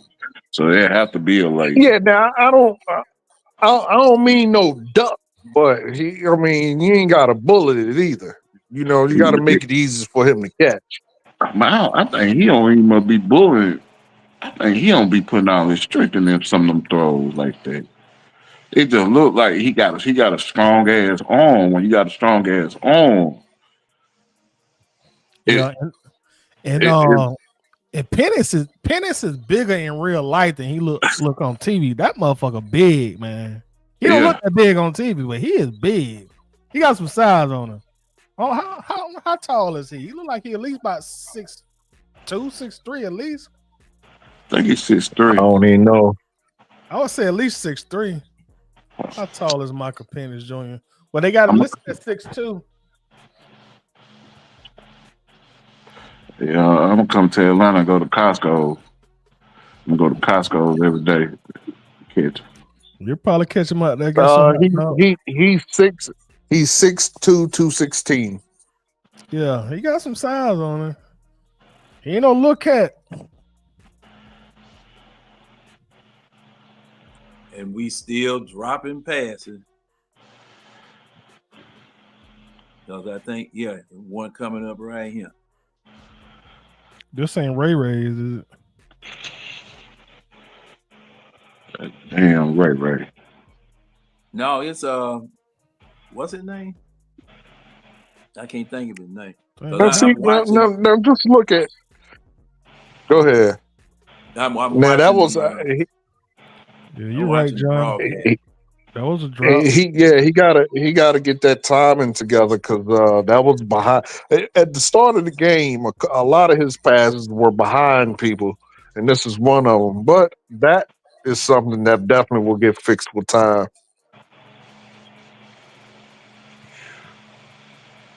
That's gonna be mustard on. Yeah, it did. Yeah, that's what I'm saying. He didn't need to throw it that damn hard. I think my boy Hodge still got to catch that one though. Yeah. Yeah, but it was a little behind him. But yeah, he still got to catch that. That is definitely catchable.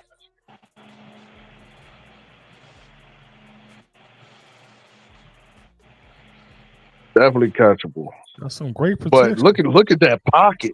Yeah, I just was saying the same thing. Look at that pocket. But Toddy, look at this. You have where he is, directly behind him, Drake London, and directly behind him, another receiver.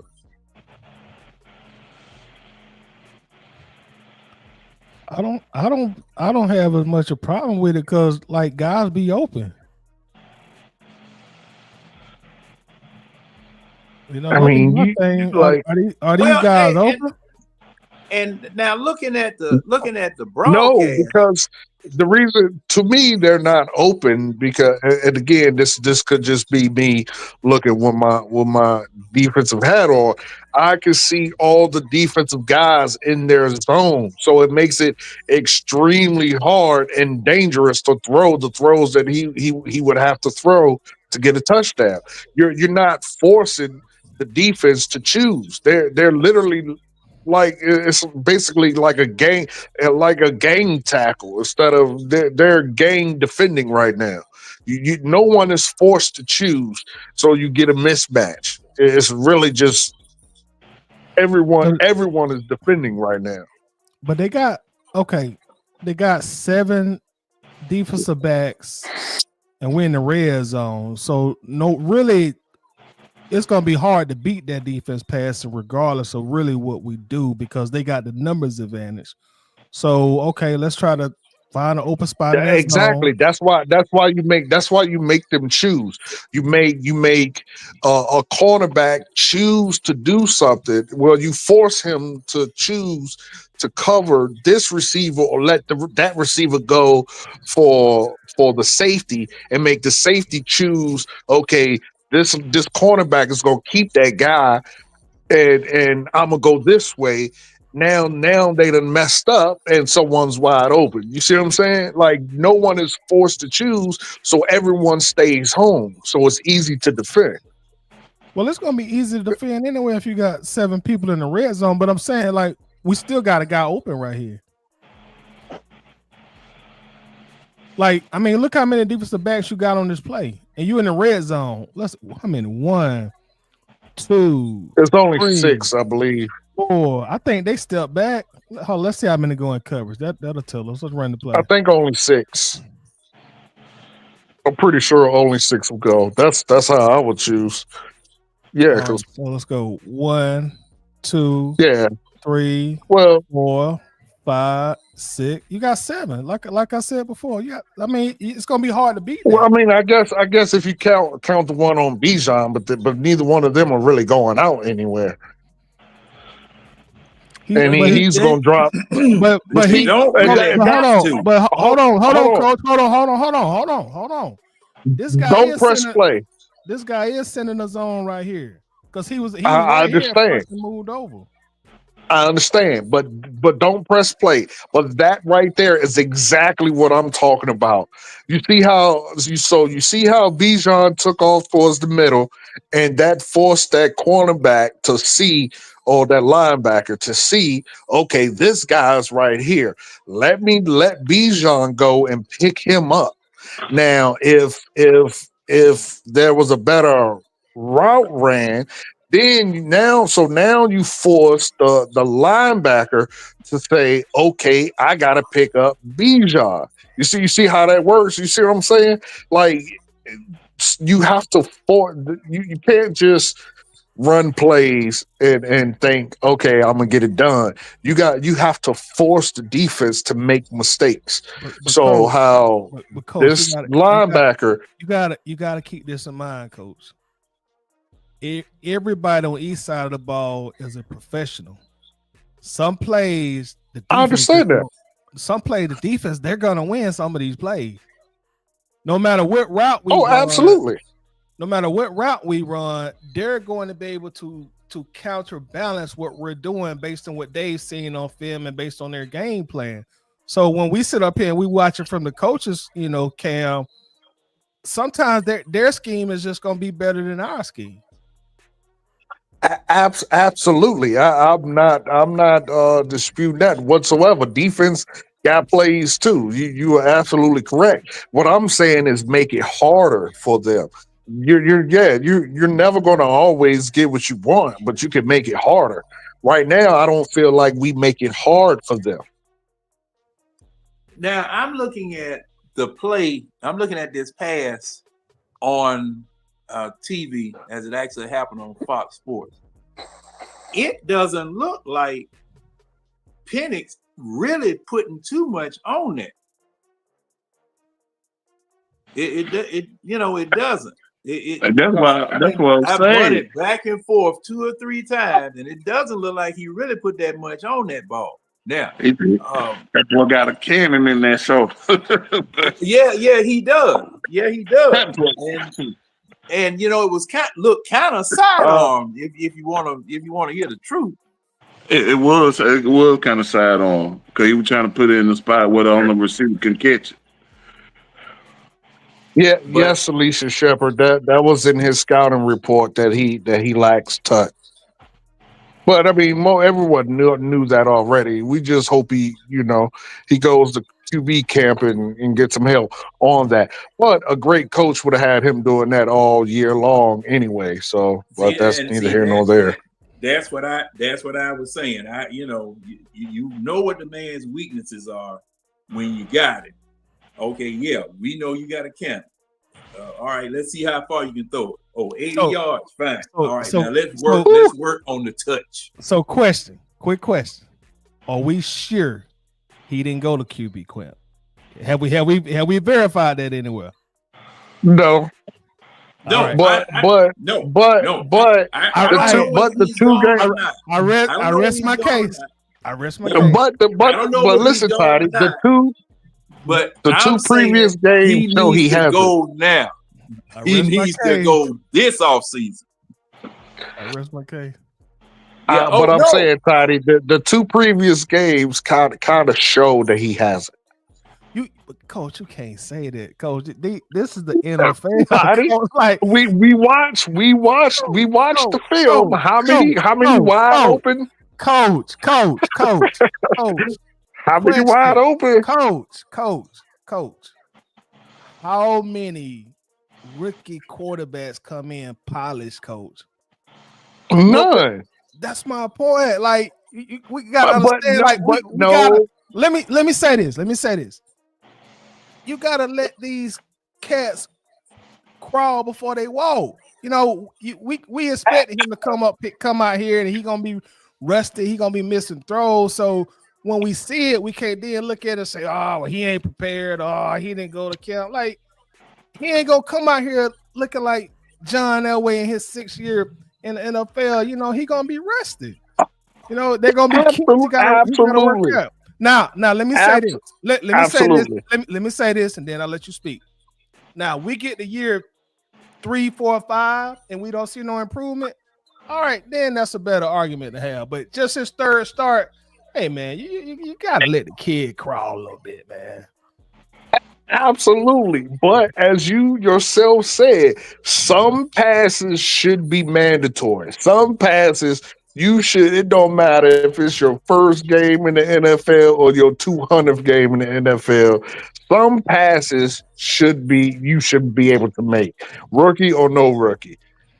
And I think had he been in some form of QB camp this year, he wouldn't have missed those passes that absolutely should be able to be made, rookie or no rookie. But I'm not saying that. I totally get that he's a rookie. I'm not. That's fine. So you just think he got drafted in April? Just say, "Well, bump it. I ain't gonna do nothing in training camp."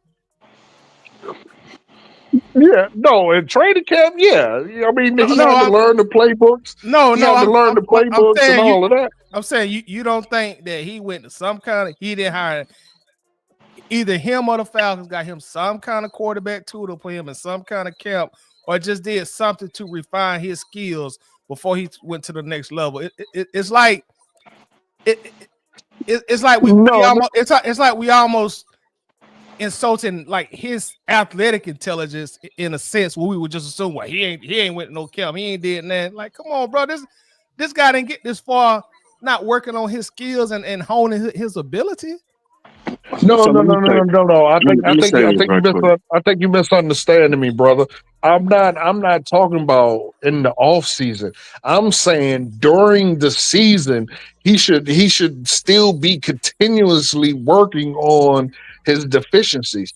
Anytime, especially when Kirk Cousins was brought in here for you to learn the game of football. You have the onus is not on you to win. The onus is not on you to do anything but to learn and study the game of football. So take advantage of this. Should have been the coaches. I'm not talking about him. The coach should have been taking advantage of the fact that okay, I got this vet in here. I got my rookie sitting on the bench doing practice. My rookie should be working with this guy to learn NFL, to learn basically at the NFL speed or at the NFL level or whatever. Yes, that should be happening. I'm not talking about like a training camp or none of that. I'm talking about during the season having someone work with him and to get him up to speed because he has not the free time, but he doesn't have to worry about he's not starting. So he should be working. Yeah, absolutely. And I don't think that Raheem did that. I'm gonna be honest with you. I do think he did that. Let me explain. For the No, Mike, simple, of course you do, bro. hold on, Coach. Let me explain. For the simple fact it is, for the simple fact it is, if that wasn't the case, you wouldn't have seen Kadero Hayes play more or Chris Blair because those were the main receivers that he was working with during practice during the season. So with that being said, Right. at hand, they put receivers in there that he had familiarity with, which is Kadero Hyde and Chris Blair. So I think they did work on that with him, but it just wasn't the ultimate plan for him to play this season. I'm not going to dive back into why, but I do think they did do that with him. Well, now let me say this. I mean, I think he just did. I mean, I could tell. Go ahead, We John. must have a lag or something in there. Cause okay, hold on. Go ahead, brother. Now the thing is,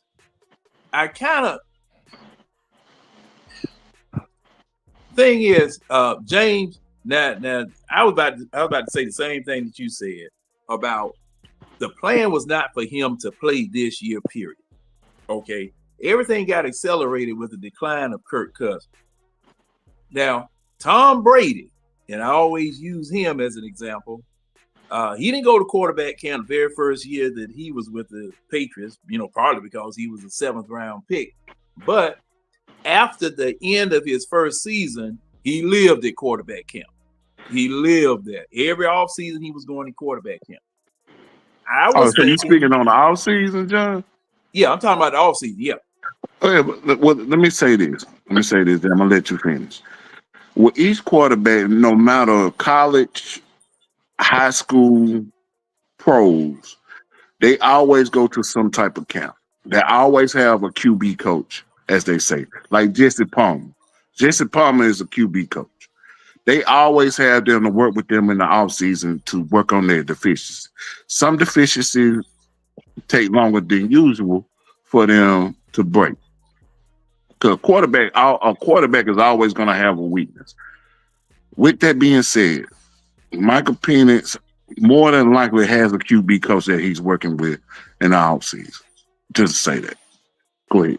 Yeah, I definitely agree with that. Matt Ryan didn't. Matt Ryan didn't have a quarterback coach until 2015. Okay, he didn't do nothing in the offseason until 2015. All right. Oh my God. Okay. Press play. Lord Jesus. And the thing is that Michael Penix, I'm okay. I'm just like Coach. Hey, during the course of the season, when you draft a man, all right, man draft, all right, we know you can throw it long. All right, your deficiencies, what you need to work on is throws with touch, underneath throws, timing throws, things of that sort. That's what you start to work with this man on. you keep honing his skills as far as the deep pass is concerned, because his very first pass that he threw, man, that should have been caught. But Buddy looked like Buddy knocked himself out when he caught the ball. But that was a beautiful pass that he threw. Wasn't nothing that the defender could do about that pass that he threw. But we see in the 3 games that he played, touch is an issue, as was reported in the scouting report. I'm thinking that during the course of the year, you guys should have been working with him on that, whether it be with Cordero Hodge, whether it be with whoever. All right. That's something I'm thinking you should be working on. All right. And that's what a quarterback coach is supposed to do. Desmond Ridder, the only quarterback coaching Desmond Ridder was getting last year was in the offseason, because you didn't have anybody on staff that was assigned to do the job that knew how to do the job. And, that was one of the things that pissed Arthur Blank off about Arthur Smith. You're going to bring a person in here and you need to develop them. You're not developing them. Because I remember him saying that in the press conference. Now, you brought this man, you bring people in here that need development and you didn't develop them. And then you expecting the man to know exactly, to know what it is he's supposed to do when the only type of coaching he's getting is in the off season. He's just sitting there looking at the Surface tablet with nobody. Your quote unquote offensive coordinator who isn't even calling any plays. You got your head coach calling plays. I mean, it was just a convoluted mess. And see, that's why I said that, okay, this offseason, he needs to get with a quarterback coach, and he needs to stay with a quarterback coach. Just for the record, y'all, Penix and Jaden Daniels, they had the same quarterback coach, a guy that they go where they went and worked out with in California. Again, that's off. I'm not talking about off season. I'm pretty sure that he absolutely did have one off season. I'm talking about off season. Yeah. Well, John was saying off season, but I'm sure. Like, I mean, I know the Falcons can be idiots, but I'm sure, like, when you draft a quarterback at 8, and this is the guy you plan to hopefully lead your franchise the next 10 years, you're gonna make sure he's putting in some work at practice and whatnot. It's kind of like what James said. That's why you saw Cordero Hodge and Chris Blair moved up into the depth chart, because that's who he's been working with. That's who he's right. So that's who he has been that's who he has been practicing with. That's what I'm saying. I have no doubt that he was practicing. What I'm saying is having a guy right there work basically the same thing you would do in off camp. You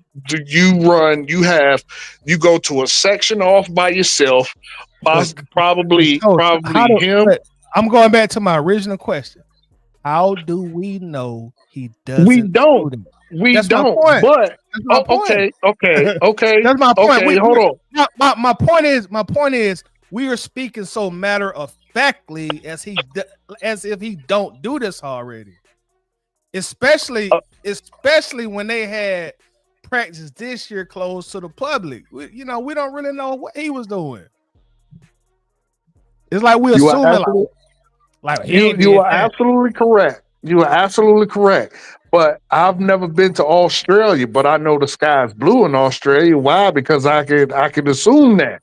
Like I could use my brain and see what I see on the field.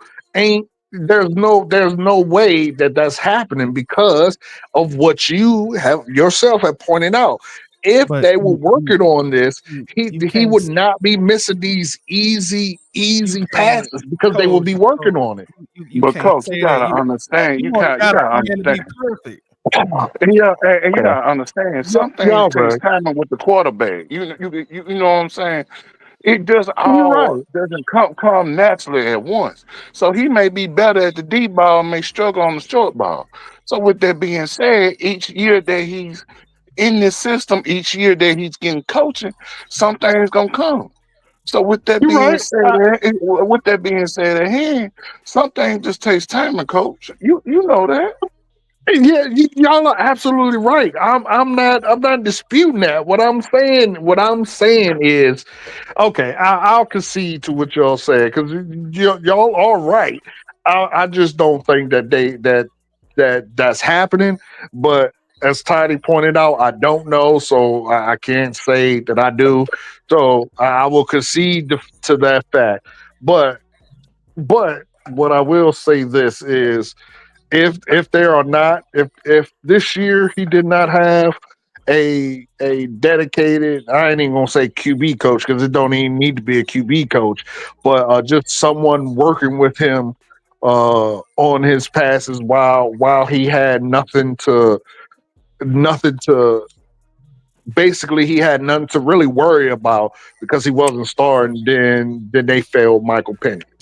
This is not an indictment on Michael Penix. This is an indictment for me on coaching. And for real, it has nothing to do with Michael Penix. But I'll concede that.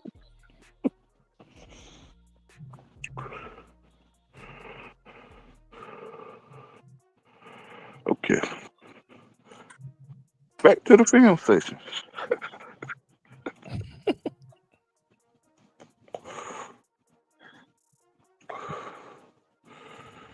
And see, running Algier wide, I don't like that. I don't, you know, running Algier out like that. I don't like that. That man needs to be going strictly north and south. Yeah, well, he should have cut in that hole right there. I don't know why he's still trying to go to the outside. Yeah, it looked like he missed the gap a little bit. Yeah, he should have hit that hole immediately. Right there. Boom. The one guy was his whole back would have been to you. And who's that who threw dude out of bounds? He lucky he ain't get a holding charge, a holding Man, call. that was on Caleb's side.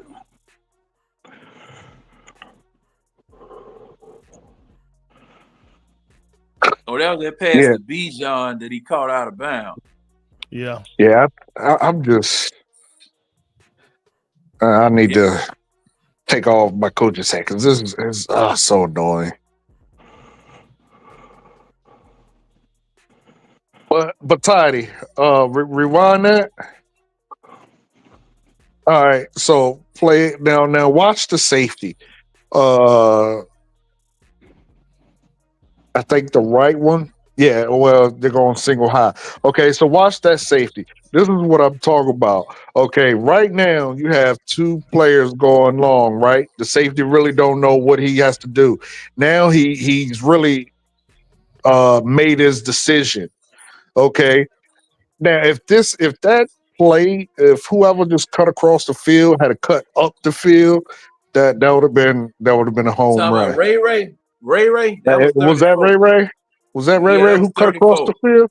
Okay, yeah. If Ray had a shot, that's what I mean by bad play design. Like you have one going out. Well, I guess. Never mind. Well, you have two in the same area going for flies. So yeah, no, that's bad play design. But what you want to do is you want to force the defense to make a decision. You see how the safety was forced to go for whoever this is going out, but you still have two going for a fly on the same side of the field. That's nuts. It looked like the number one read was Bijan from what I could tell. That's what it looked like they were going to. Is that B. John who was flying down the field? Yeah, Yeah, that's that's Bijan. Oh yeah, Bijan that's on the the one. Yeah, that's the sideline. one B. John missed. Okay. He caught Well, it, but he maybe. caught it out of bounds. Yeah, he didn't Yeah. get the read now. Well, maybe he wasn't. Maybe he wasn't supposed to run all the way down the field. I can't recall a play for a running back that goes all the way down the field. But I mean, I guess What if he running, he running. what Yeah, they wrong? did. Wait a minute. What wrong with that? Man, look. them wheel routes, it just depends on where you get the ball to the man that color. Wheel route That's is what I'm going talking about, John. You normally don't let the running back run all the way down the field before you throw it to him on a wheel route. You normally throw it to him about the 10 or 15 yards out. Not well. really. It ain't really designed for him to run all the way down the field. But if he's beating the man, that's what I just said. If he's beating him, then hey, it is what it is. But I've just never seen one run that deep before. Oh yeah, I seen it. I thought I had seen it, but see, the thing is that if he had thrown it Yeah, he short, wasn't open. yeah, he Oh, that's wasn't a different open play. yet. That's a different play. This is a different play. Yeah, we Oh, used to run it for Tevin Coleman all the time. But it's generally thrown to him about 10 to 15 yards. It's not really designed for him to run 20, 30 yards down the field, then you throw it to him. Because this is a running back at the end of the day. It's not a wide receiver. It depends on the running back. I mean, you see that play yeah. for Christian McCaffrey? They did that. They did a similar route for Bijan. What was that last week? And we overthrew the ball. Yeah, that on was the a left side. Washington guy. Yeah, he was on the left side that time. And he was out. He was flanked out at receiver too, wasn't he? He might. No, he came out of the backfield. Oh, okay. Yeah, generally come out the came out the backfield. backfield. But that's what I'm talking about. I ain't talking about him as a receiver. I'm talking about that wheel route out of the backfield. It's not really designed for him to go 20, 30 yards down the field. Now, who was this one on? Was that on? Let me go back. Was that on Drake? Yeah, that was on Drake. I'm looking at it on the big screen. That's on Drake. And that was a pass he should have caught. Yeah. Because he high pointed the pass.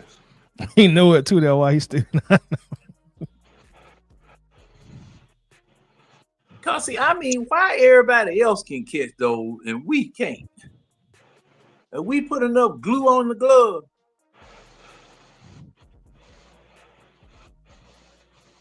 Probably just got to get used to that left hand spin of that ball. They so used to them right handed spins. That's what I'm assuming. I think it's because that thing coming in hot. It's bouncing off their shoulder pads. The front of their shoulder it pads. bounced off his hands. That was his hands. Yeah, that was his hands. See what Penix did, he actually did it correctly. He tried to put the ball where the receiver could only catch it. And he dropped the ball. Yeah, you gotta catch that. Yeah. See, boom. He put that perfectly. Lucky didn't get intercepted, to be honest. Yeah, cause and those. Well, you're gonna see the interception that I guess who was it? Ray. That was Ray. Where he popped it in the air. Did a Kyle Pitts impersonation. Yeah, he was laying on the ground and popped it in the air.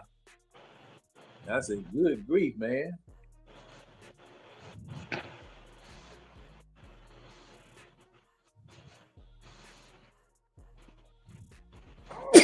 I think we passed by I think we passed by where Bijan hit him, blocking a man, hit him, and just that joke will hop around on one leg. So ain't nobody gonna say nothing about this.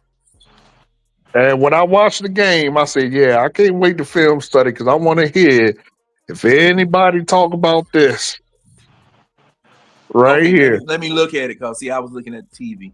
Watch a quarterback.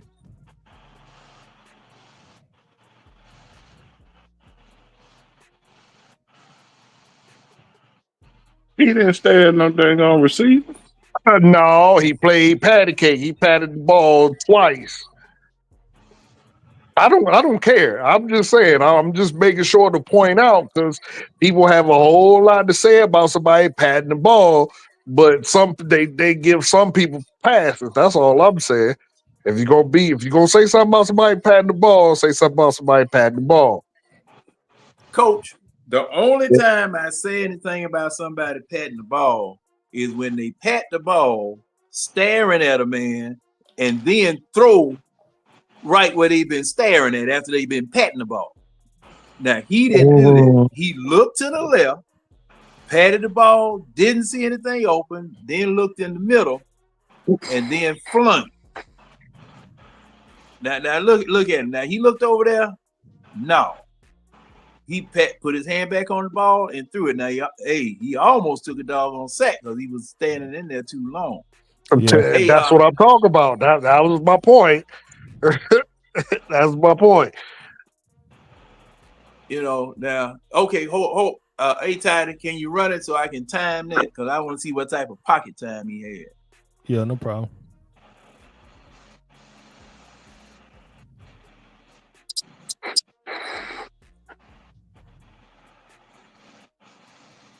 All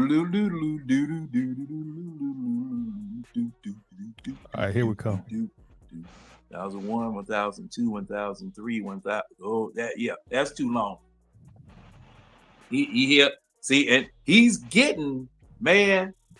Look, like I said before, I know Matt Ryan would have killed to have that much doggone time in the pocket. He'd have killed to have that much time. But I mean, it's really not his fault, honestly, because I mean everyone's covered. It's really a coverage sack. Yeah. But my thing is that okay. That was fourth down? Yeah. Yep. Damn. No trick play. This is what I'm talking about, Tidy. No trick plays. No, it's just our plays are bland and vanilla as hell. But you said Zach did a good job. Blew my mind yesterday, bro. Very good job. Oh my God. Well, I can't. I mean, I respect you, bro. That's your opinion. But that when you said that, bro, I almost fell out my chair. When that man went into a full. We went to a full house backfield last week. I said, man, fight this fool. When you got the 6th overall offense in the NFL and you got half the year. That's yards. Yards don't mean nothing. Hey, that's how the NFL calculated, bro. I'm just going off the standard procedure of the NFL. But even that, you 13th in points per game. And you got 5 games with a terrible quarterback and 3 games with a rookie. What do we expect offensive coordinator to do? Okay. With three of those, so for being 13, 18 of those were runs, which left you with 25 of passes. And most of those 25 was when Kirk was on fire and you were running play action and stuff like that. Like he by no means was good, bro. Like that he just wasn't good. We just had talent that was getting it done. But that's part of coaching, though. Coach, you ain't seeing no offensive coordinator ranking high in the league and he just coaching a bunch of bombs. It's impossible. It's impossible to do that in the NFL. You'll get away with that in high school, maybe in some colleges. But man, you is not scoring high in NFL as an offensive coordinator. You just coaching a bunch of bombs. It is not happening. You give me one example of somebody doing that. Somebody doing what? Who's coaching a bunch of bombs, but you ranked high in the NFL in offense. It's impossible. Dallas, year after year. No, CeeDee Lamb. What was Dallas ranked in offense this year? Well, that got hurt, so I don't really know.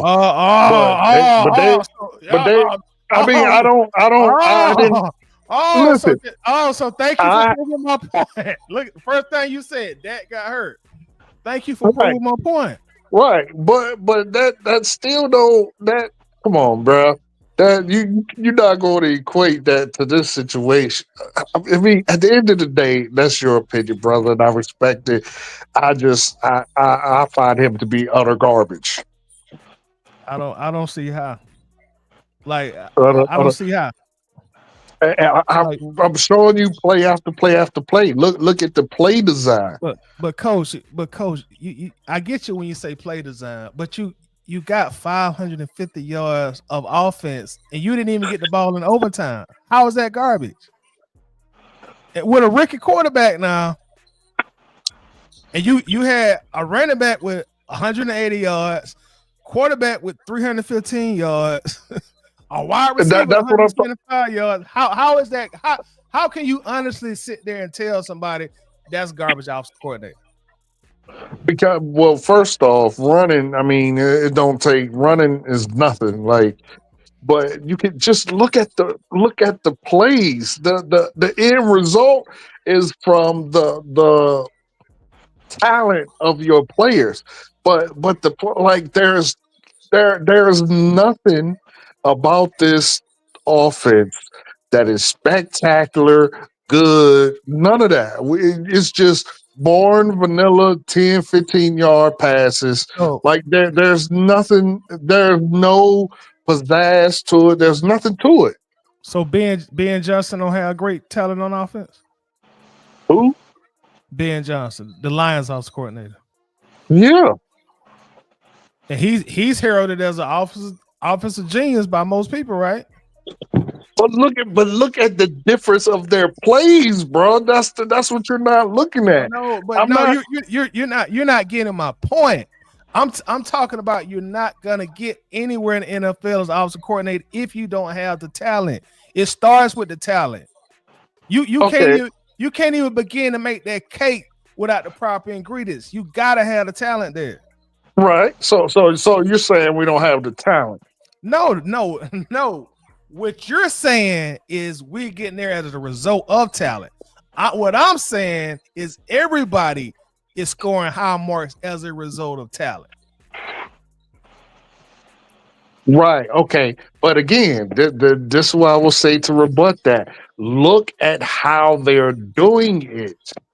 That's the difference. That's what I want you to understand.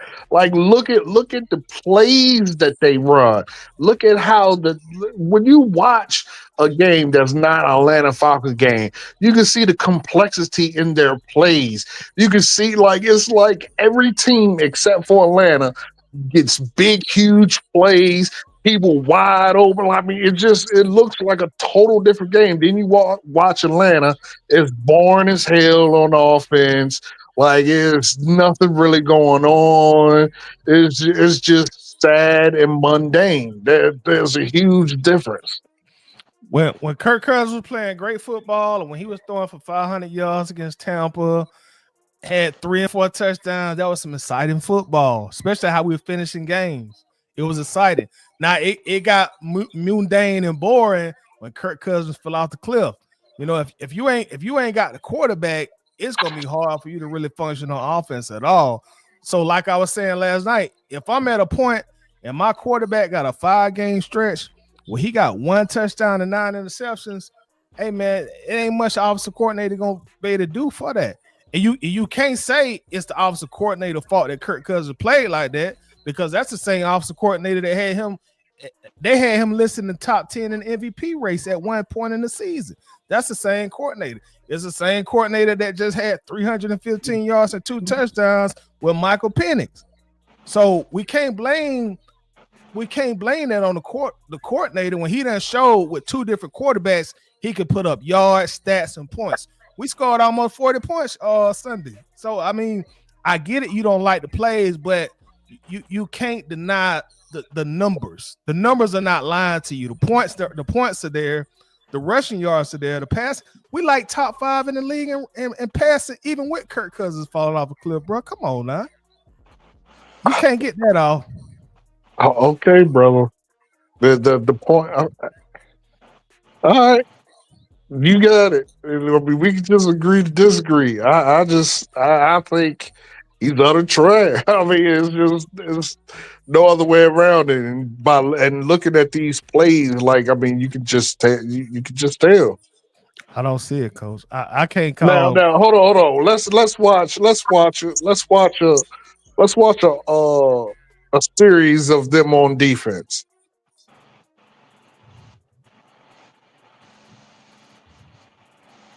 Let's watch a series on them on defense, especially a pass play.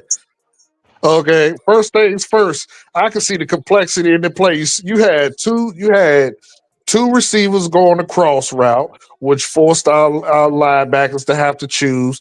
Then you had Let's see. Look like the same route we just ran. All dumbass guy right here just to pick up his man. Like the Well, I same mean, route we ran. Like the same shit we've been I running. ain't never seen us run no cross. Not like that. We don't run crosses. Hell no, we don't do that. I've never seen So us run across. so those two receiving routes that we watched a few minutes back when they sent the two receivers on the fly and the other two receivers came across the middle, one crossed his coat. Nope, not like no. That is an actual cross. I have never seen us run across. Now you Okay. may have had one receiver cross the field, but I've never seen on our offense two opposing wide receivers run a 5-yard cross. No, never. Oh, Because oh, me and John scream about that week after week. oh, okay. I We got you. run ends, deep ends. We do not run no cross. Yeah. Now earlier tonight, further back, I did see because we were talking about who was it? Ray. Ray did run a cross, but it was kind of deep. Ray, because we stayed on that for a minute. He did So what run. was that Rob Cadero High ran when he dropped the ball? Oh, I got. Oh man, I got to remember that. Was that early or late on? That was earlier. Again, Let go ahead. the record show this team that we pumping up on offense. I'm not Right. pumping up anybody. Now I'm not pumping them no, up. don't take it literal, coach. I'm Oh, okay. just a little shit talking. But this team, they're ranked 23rd in points per game and ranked 29th in total offense. But hey, this new Kyle Shanahan. Go ahead, coach. I am not. Oh, now they I am not are pumping this much fool better. up.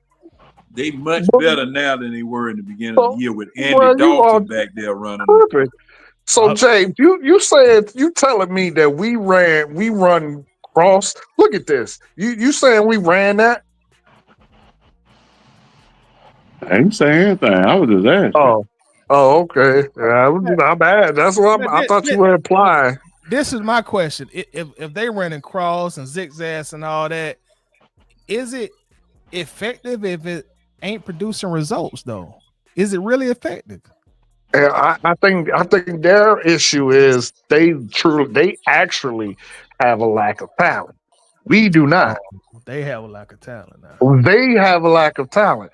We have talent, bro. There's no reason that we shouldn't be scoring passing wise at a greater clip than we do. Is that not the number one draft pick in the NFL? That quarterback that team. Yeah, bruh. Yes. I'm just asking. Yeah. Yeah, and plus the fact our quarterback fell off the cliff and was fault. And see, I'm gonna tell you something else. I think that really, truthfully, I think that Kirk Cousins was falling off the doggone cliff way earlier than what we suspected, and it was being covered up by, as best as he possibly could, Coop. I think I think Kirk Cousins was falling off of the cliff way earlier, because week after week I was talking about, the fact that he was missing passes, underthrowing people, just like he wincing and grimacing every time he was throwing the ball. Then when I did some research and looked back at the time that he was with Minnesota and Washington, he always had that expression on his face when he threw the ball. Gritting his teeth and all that type of stuff and squinting. But the fall off, I think, began way earlier than we suspected. I think it did, because I mean, man, I still can't understand how that happened. And then the crazy part about it, Kirk Cousins is rumored to be going to this team or going to that team. Why the hell would anybody want a quarterback that is falling off like that? What's Go the I ahead, problem? seen, set them I off. seen Give Cleveland us a draft pick. yeah, Give us a I draft seen pick. Cleveland is interested. Yeah, That's what they why? saying. Yeah. I mean, I guess it's better than Jameis Winston. I mean, not Jameis Winston, but Deshaun uh, yeah, Watson. The yeah, that reason guy. being that they're showing interest because Deshaun Watson had a setback in his recovery, so it may take him a little bit longer for him to get back on the field. So that's why they're showing interest in Kirk. Go But ahead, James, he ship can't him. throw. I don't I mean, understand. I don't care about that. Go get them draft picks. Go get them But draft picks. this is what I will say, Toddy, is again, and I understand, bro. I look at it. I look at all this different than most, because of my background. But it just screams to me like uh, that play. It was the play before, but it the difference in our plays just screams to me. It all starts with the guy throwing the ball, man.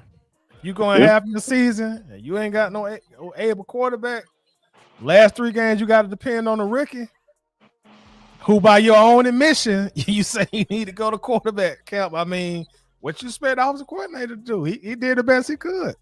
All things considered, I think he did a very, very good job. Me too. I'm gonna be honest. I think he did a well, wonderful I job. think the quarterback did, but doggone it. Well, I'm gonna say this. I think that for a first year offensive coordinator, he did pretty good for a first year offensive coordinator that we did not need. Okay, I would have preferred a professional, somebody who had some games and some successes under his belt. But for a first year offensive coordinator, fine. Now he needs to progress. He I will definitely say needs to this. progress.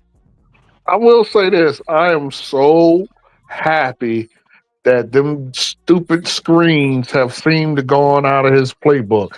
That I am happy about. So I will say he is No, progressing because he took them stupid coach, it's screens just out. one game, coach. It's just one Nah, he game, didn't. coach. He didn't do it. He didn't do it last game either.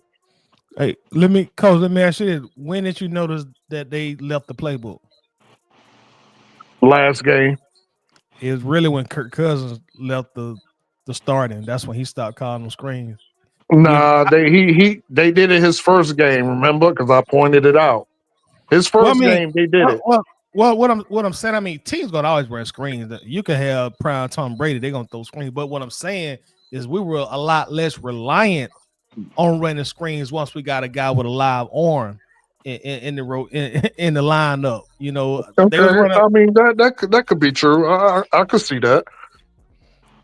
I could see But that. but see, but see, now let me ask you this. I have no problem giving Sometimes, credit where credit's due.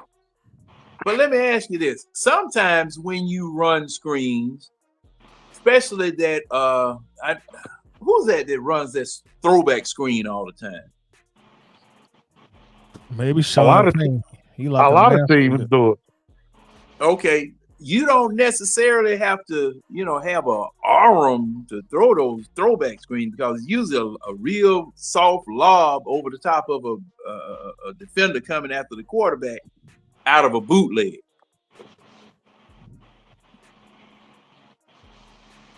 Yeah, I mean, you're again. He took them out, so I'll give him credit for that. Mhm. Well, I I, we just need to I just become better at screening. That's one thing we need to do. We just need to become better at doing it. well, first off, we don't have a currently playing. I don't think we have a fast enough receiver for it. Why not Cordell Hodge or You got Mooney. He run a 4.38. and Mooney? Well, but who was it always going to? It was always going to Ray Ray. Yeah, It was Ray Ray. it never went to Mooney. I think Ray Ray got some pretty good speed too. Let me see what he running for. Ray Ray McLeod 40. But wait a minute. Now, something that you're not going to find in that statistics is takeoff speed. Oh, no, Okay. he 4 done. Yeah. Now, Yeah, but because that ain't you that ain't too remember when they fast. used to try to run that screen with Julio, and Julio didn't have good takeoff speed.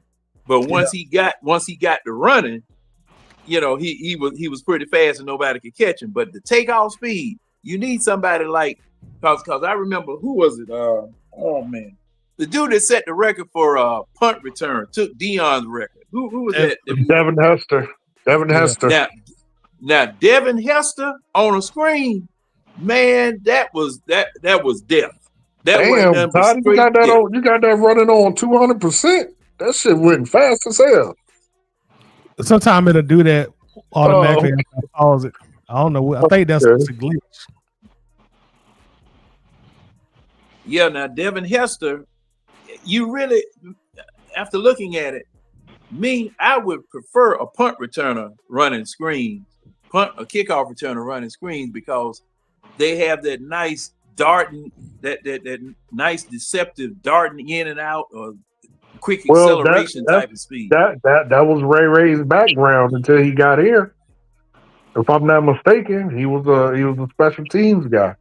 I think so. Yeah, he was. He was a kick returner and punt returner for the 49ers for a while until he got here. Yeah, y'all right about that. And he occasionally get in at receiver in San Francisco. And I missed this touchdown too. I went to the bathroom, came back, and was like, "Who scored?" I saw it live.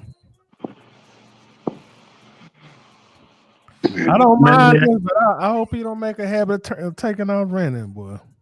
Hey, bro. I ask this all the time, and I'm always told, that looks are deceiving because the stadium is so nice that people generally don't people be everywhere, but that stadium looked hella empty this game. I'm talking super empty.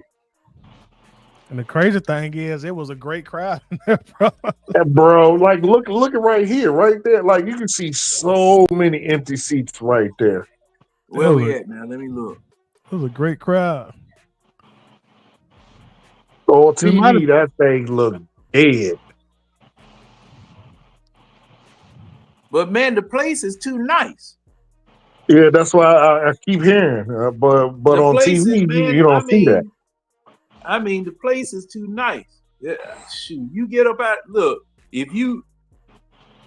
it's so much stuff going on down there that can go on down there, man. Sitting in your seat, concentrating on the football game, man. Shoot, that's boring.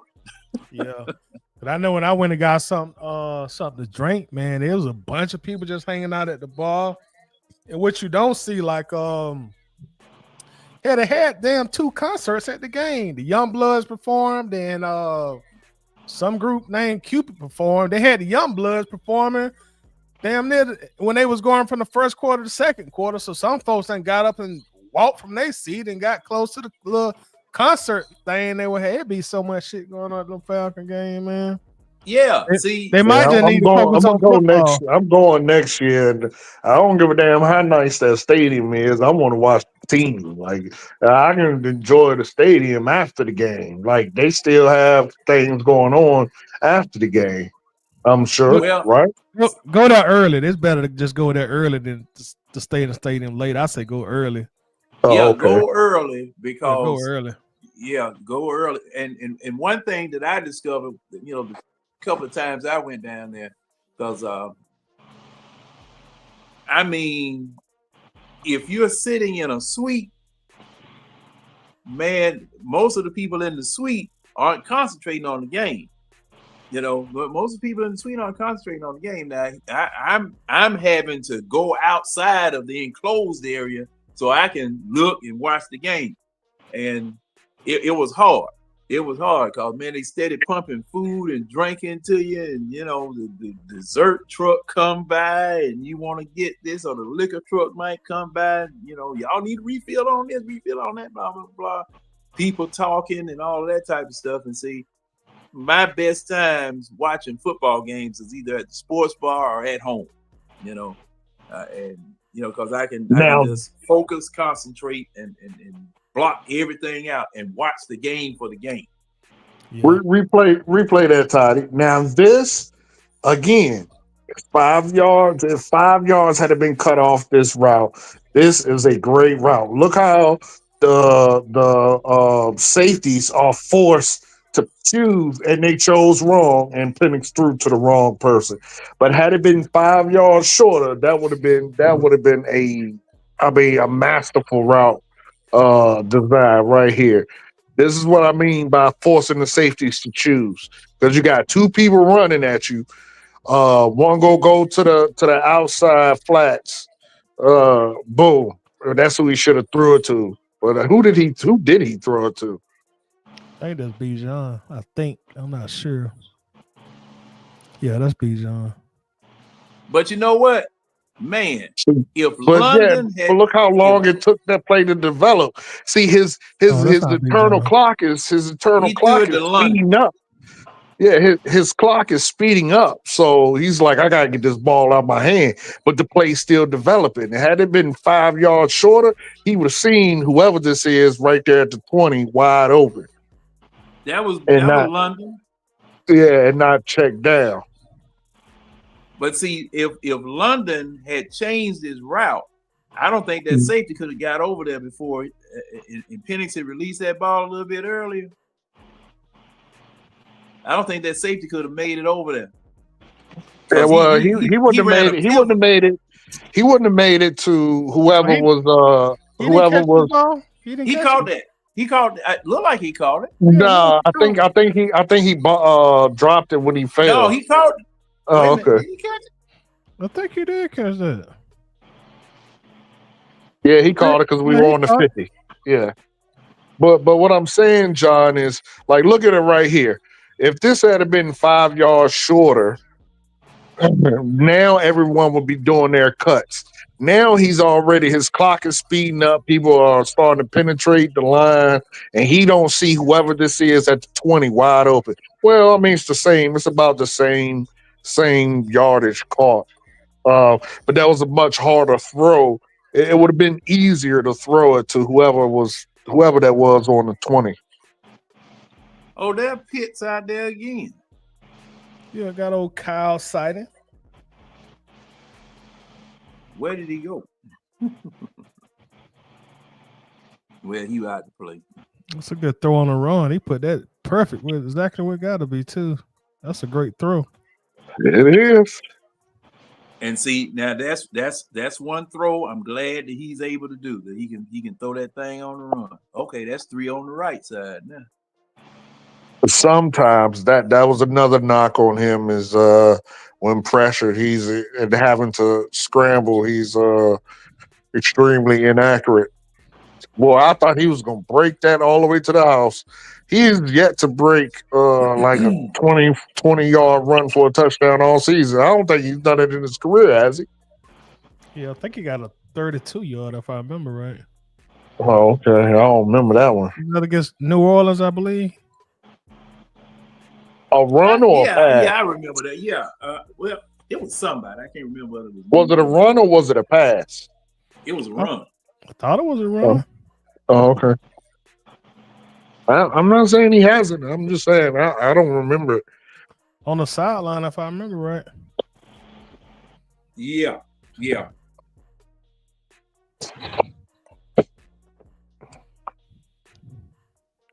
Boy, when them boys move and sync, it's such a beautiful thing. I love when the offensive line really does their thing, man. That was just on there. Yeah, that was a perfect vision. He hit that hole like it was supposed to be hit, boy.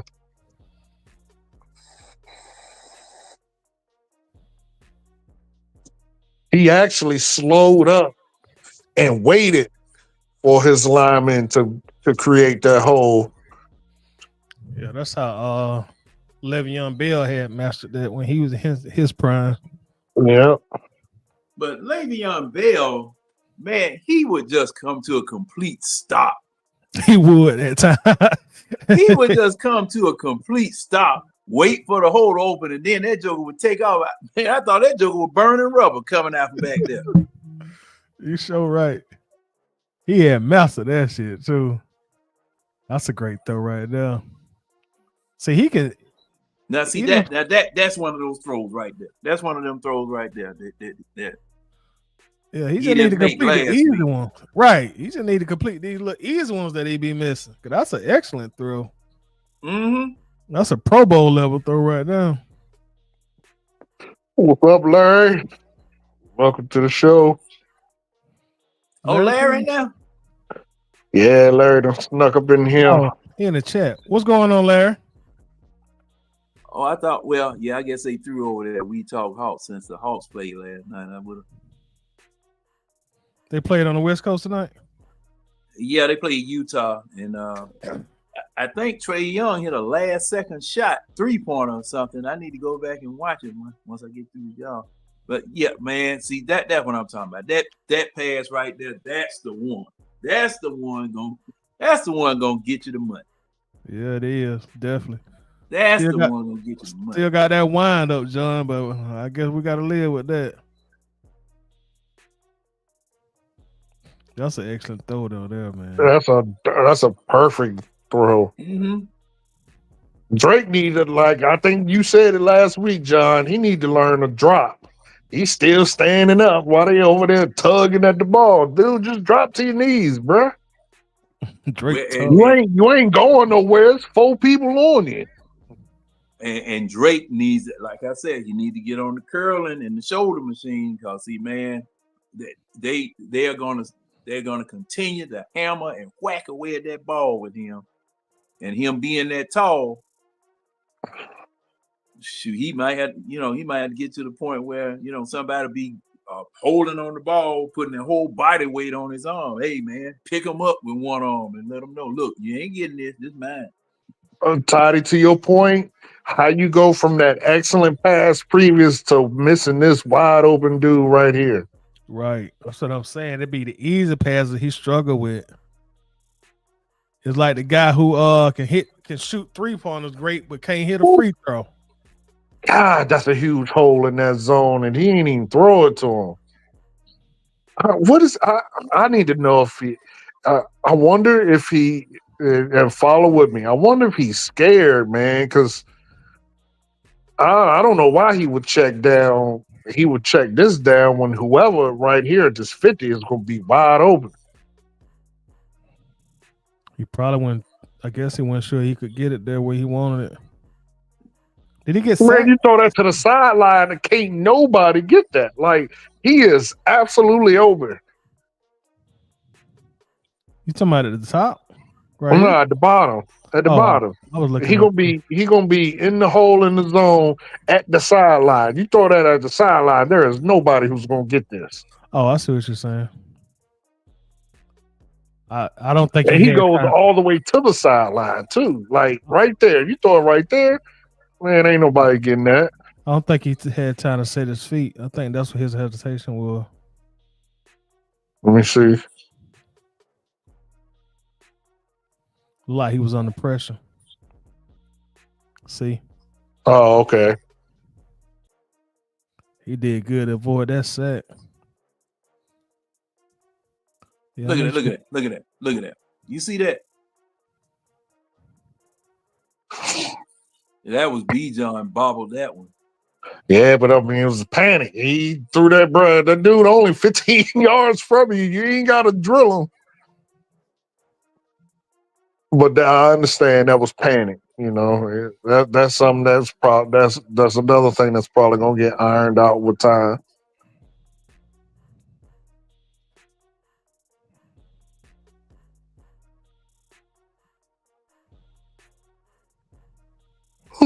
Ooh, and that's the one. That's the one he caught, right? Yeah, Ray. Yeah, that was the first arc throw I seen him do in his 3 starts. It was a great one. This one he was kind of like, he gained his confidence now.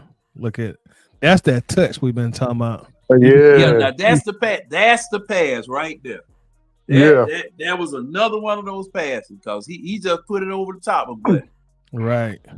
He put it over the top, but it wasn't nothing he could do. See the comfort level. You could even see it on the release.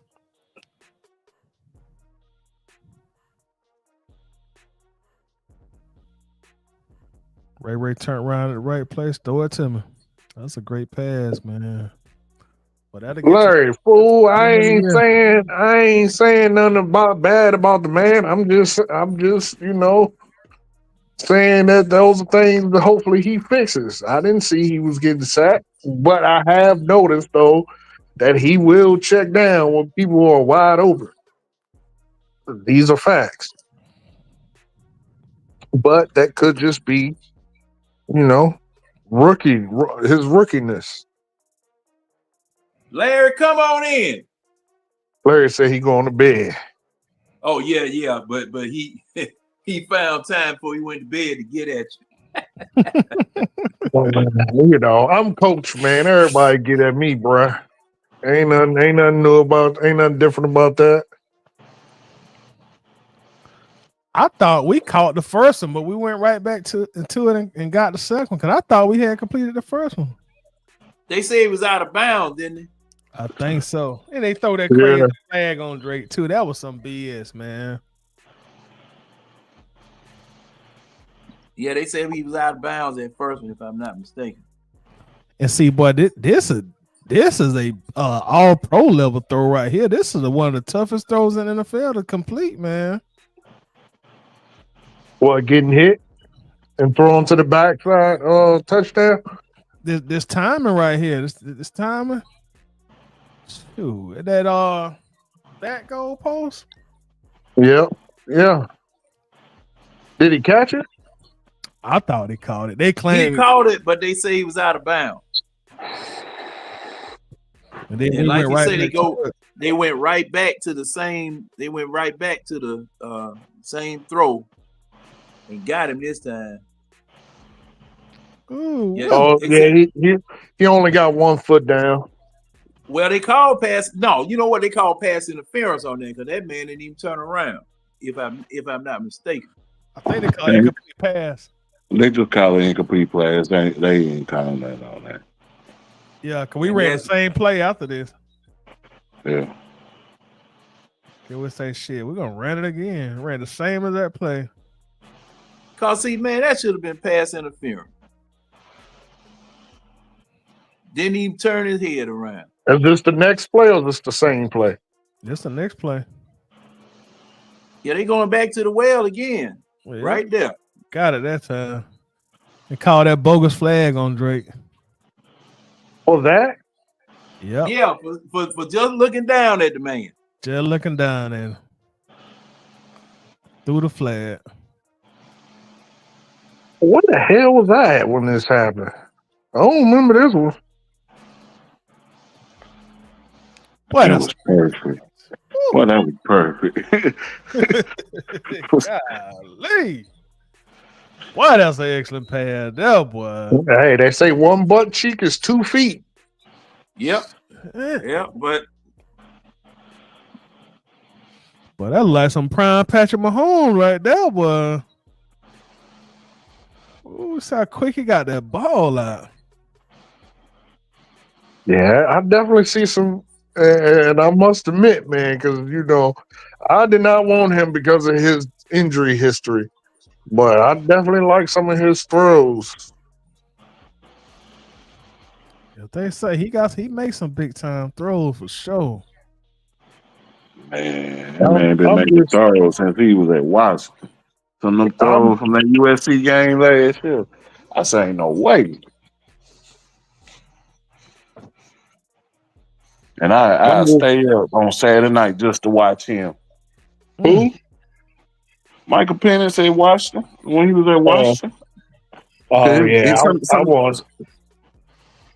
I wanted May or Bo.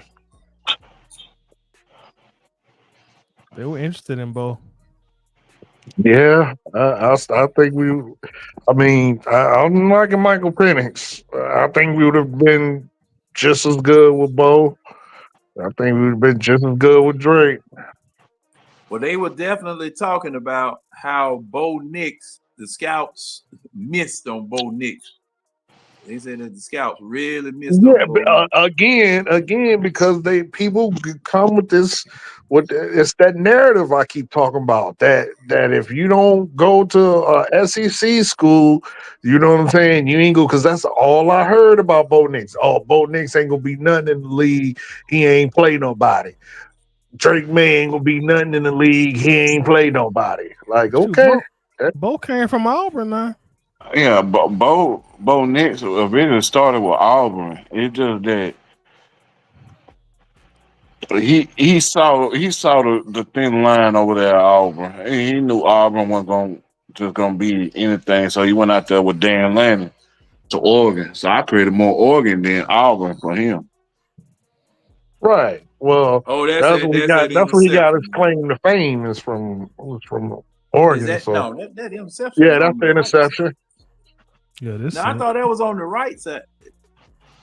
Ooh, boy, you cannot let him just come right like that as QB.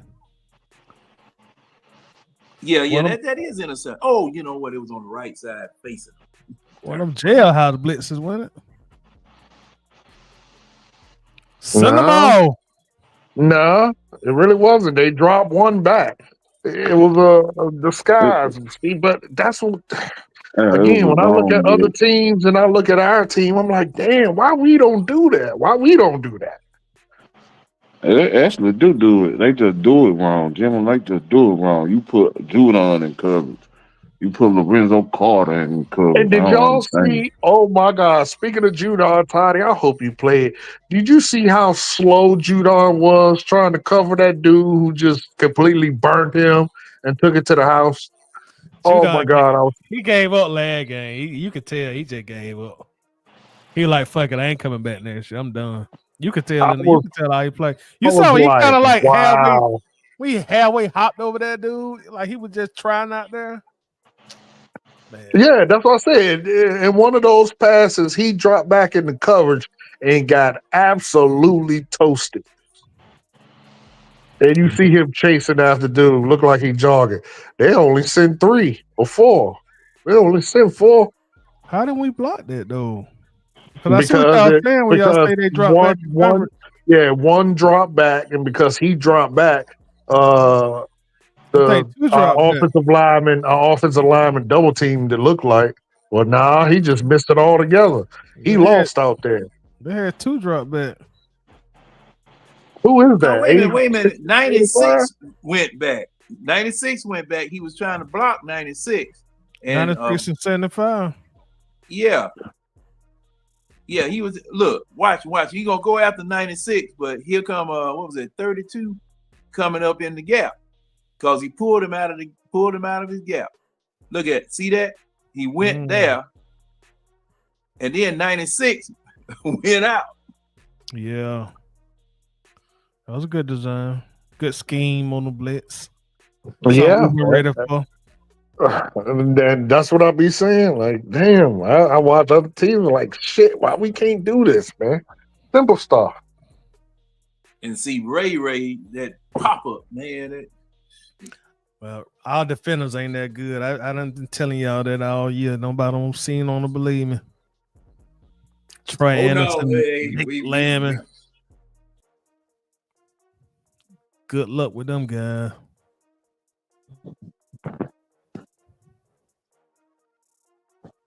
And see, now the question is, can we correct all of the deficiencies on the defensive side of the ball in this one offseason?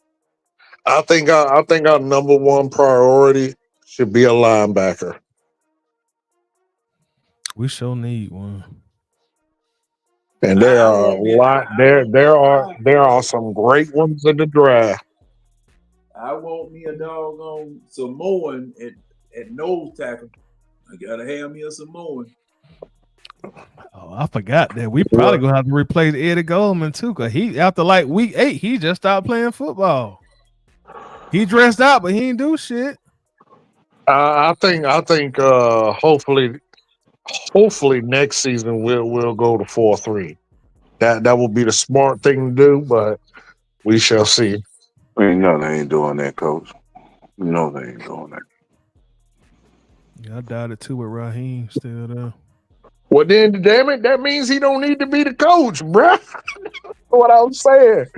If you can't do something simple like you see what you got on defense, and you still continue to go on 3-4, then yeah, he definitely need to go. Well, Man, that you're man gonna ain't have to gonna have a acquire a fire person. sale on defense this coming year. It's gonna be a fire sale. Well, you're gonna have to acquire 3-4 pieces. You know, He that what you he got to go getting to the store and get. he got it in a sense with Ooh, Root and Trice and Doyless. He just gonna have to build from now. Yeah, I forget about them. Cause Rook gonna Yeah. be he gonna be flexible. You could play him at tackle and end. So Right. so and Doyle is gonna be playing the end. So the only thing he need to be working on getting my boy from Georgia in there. That's the only thing he need to be working on. As no, far as no, the no. draft. I'll rather have old boy from Texas. I'm a Bama fan. I'm rooting for Mr. Williams to be in that jersey. You gonna need that pad rush, bro. Yeah, but I'd rather have a linebacker because a linebacker is more versatile. I'd rather have a linebacker that can get the pass rush and then can play coverage if need be Oh, versus just the hey, sole. wasn't that a screen? Yeah, that coach screen right there. I Coach, didn't even see it. coach, that screen. I told you that joker, man. Oh yeah, sure is. And didn't work as normal. Didn't See work. what I'm saying? Oh my Didn't god. work. I didn't even notice he did that. I thought he had dropped it. And it Cause you never throw, I friggin' mean, worked. you sitting up here throwing 30 damn yards sideways. Oh. Like he gonna be that Kyle right here. Like he gonna be over.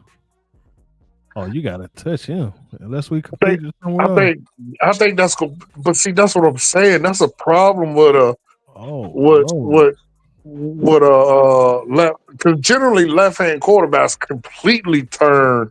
Well, right hand quarterbacks do it too. So, Oh, you but I got don't understand why he draws plays on the right, knowing Penix back to him. Because by the time he go through his progression, because right now he should be throwing to that dude wide open, but he don't oh, even see him.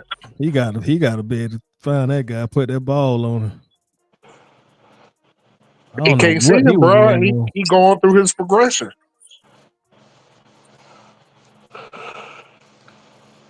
I'm like, done. Let me count how much time he have. They'll let me know my answer.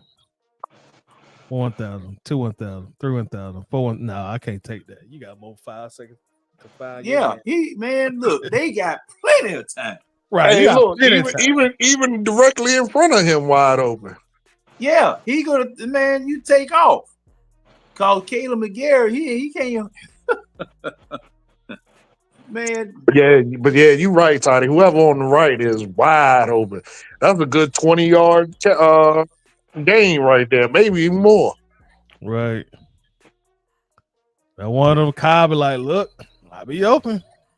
Just don't see Oh, me. that's Kyle.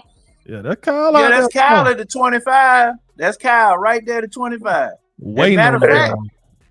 matter of fact, right down from him where your cursor was, Right that here. man open. Right here.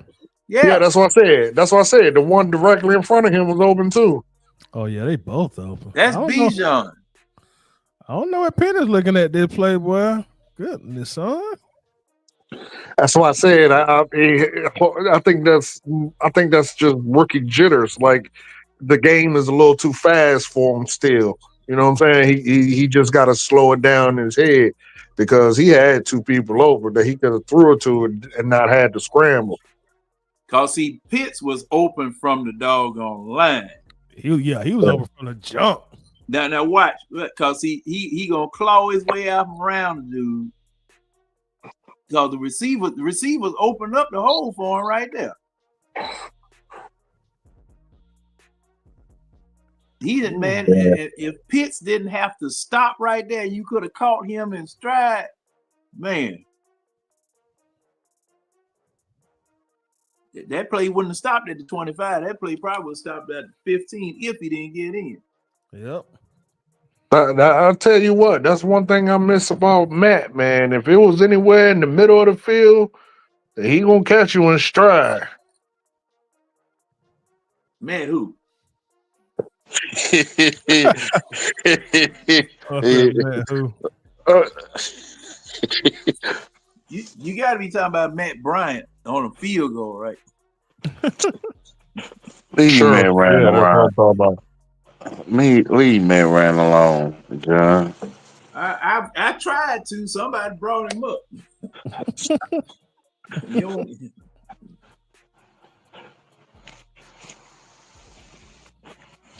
Because Julio still waiting for that doggone pass.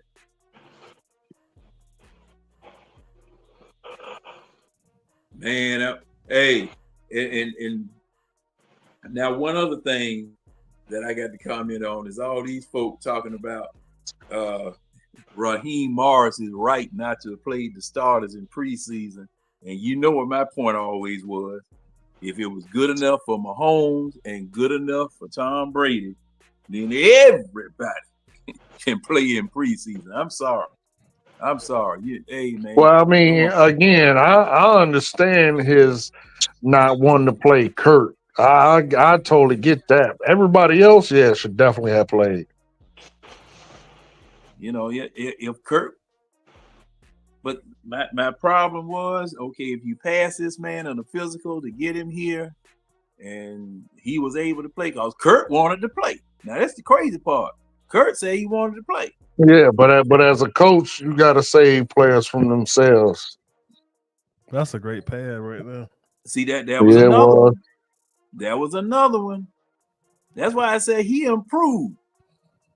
But the fact that you can make the hard passes but not the easy passes, that's crazy. Yeah, because this definitely, boy, this is a tough pass to make. He put it on the money, too. Goodness. Yeah. Caught him in stride. Go ahead, Titus. Go ahead. Go ahead and say, goodness gracious. Goodness gracious.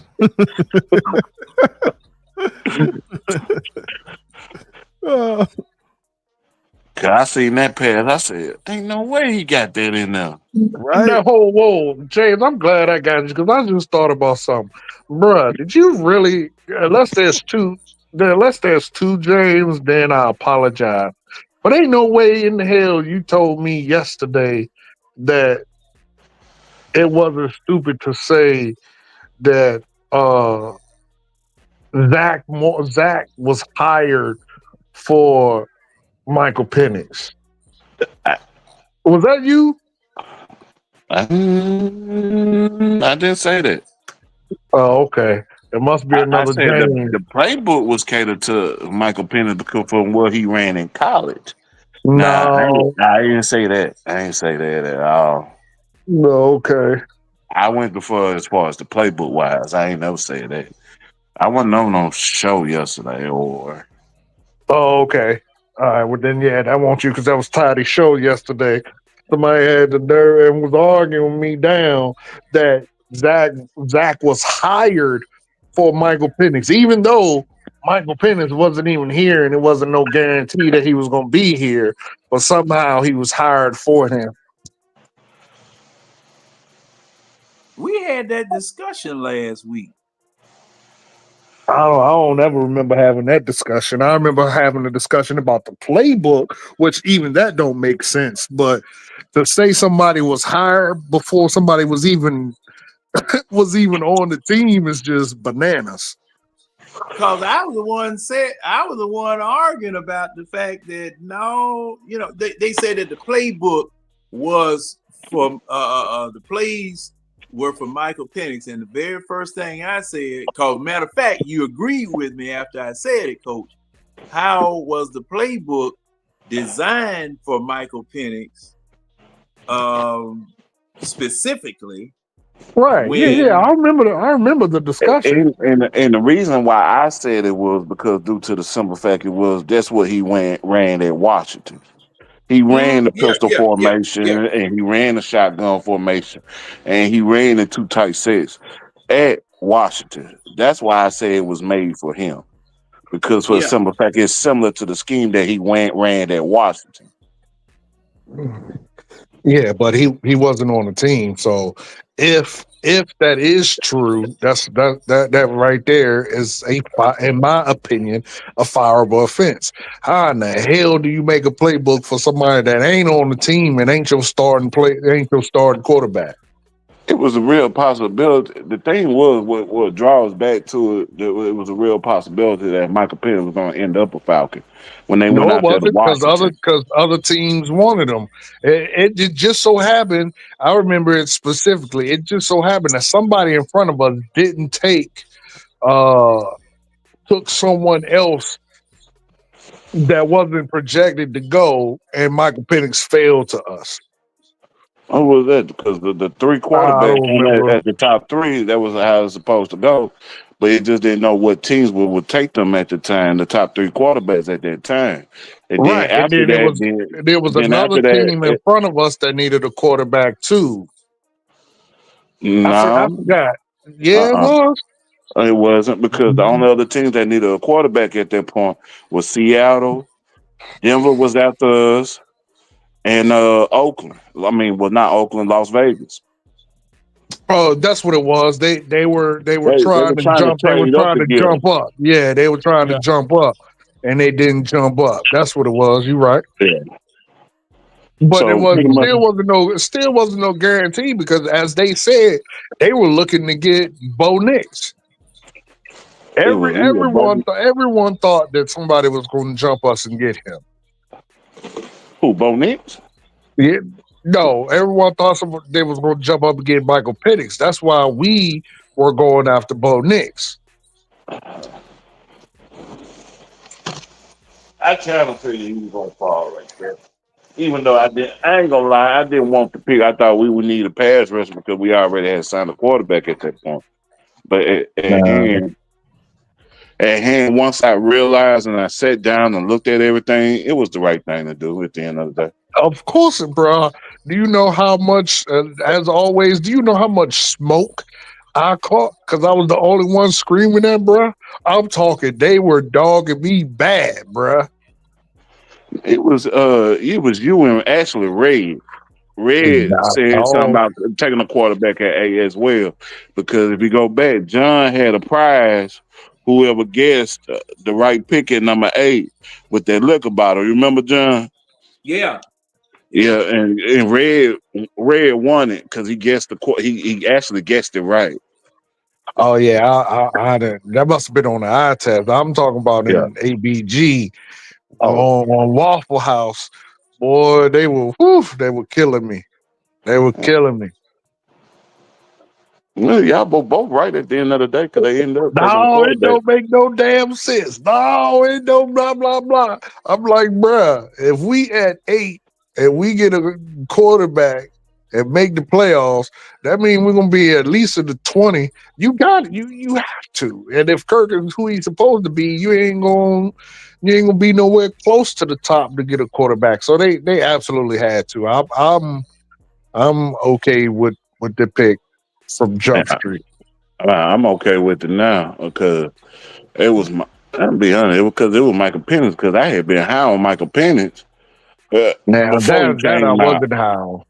I I wasn't high on him at I was all. high on because I sat down and watched every game with Michael Penix. When Michael Penix used to come on at my time around about like 10 o'clock, I'd sit there and watch that game to see what he'll do.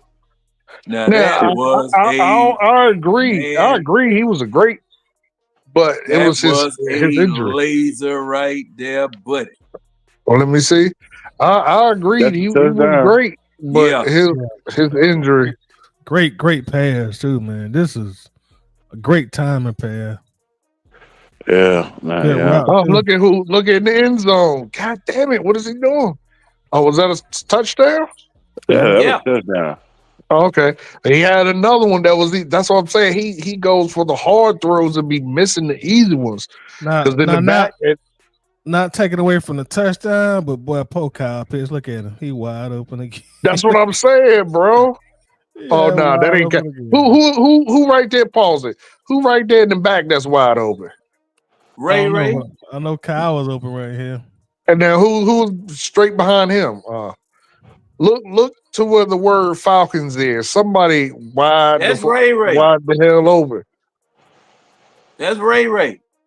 Wide open. I don't know, Coach. You claim we never had no guys open. I look at this Didn't say film. that. I did not say that. Coach, I see a bunch of guys be open. Bruh, I didn't say guys ain't never open, but that dude right there is wide open. And that's a much easier throw. I'll take it though. That's the number one receiver. Yeah, but bruh, he got to get his field vision together. Because You Drake took unnecessary hits when there was someone else who was wide open. Yeah, but we can't complain about this though, Coach. This is a touchdown. Yeah, But, then you hey, can, bruh. who got the worst the of that? result, just Who got because the it worst ended of in the that? result that you wanted, don't mean it was the best thing to do. Who Yeah, got the worst of that? really, Was it Drake or the defender? No, I think Drake got the worst of that. but see the thing about it, the touchdown. You really can't complain about a touchdown. I mean, we can say Kyle was open. You can say Ray was open, but you throw it there. Ray already done dropped the ball in one time, so that fact is probably in the back of his head. Because that looked like the same pass he threw to Pitts last week. It was the exact same. Same thing. Yeah, exact same. And they even said it in the Broadcast. in the broadcast. Yeah. How did they know? Them jokers ain't doing that kind of stuff. Probably got their producer, John. You know how that goes. Oh yeah. Somebody They know every stat in the world they get told. So they definitely know. Somebody in the truck done told them. Yeah, man, that was he has. That was a dot. He just got to work on small things. If he work on those small things, bro, he gonna be a complete quarterback. Right. He I really don't know, bro. I wouldn't. Do you classify him as small things? To me, his deficiencies. I mean, although they're not like inability to pass, I still wouldn't say they small. Not having touch is kind of a major thing. But he showed you with touch. He showed you with touch in He this showed a game. couple. He did show a couple, but he's still missing the super easy ones with touch. But yeah, I'm with you. I'm just saying, I would, me personally, I would classify it as minor, but I still agree with your sentiment that with just some work, he definitely could be MVP. Just from what I've seen, he definitely could be an MVP caliber quarterback for sure. For sure. Yeah, And just imagine if we had a great offensive coordinator, man. That's just what I'm saying. Like if we just had, don't do that, Coach. Don't do that. bruh. If we had like and I'm gonna say his name because he's the standard for great at this moment. Although I think there are some that are better, but people know him. But if we had a Kyle Shanahan type offensive coordinator, bruh, shit. Well, you got to put the W's up. You got to put the W's up and see. Like I said, we were shooting ourselves in the foot the whole freaking year with crazy penalties, stupid decisions. I mean, I think that's a lack of I think that's coaching, though.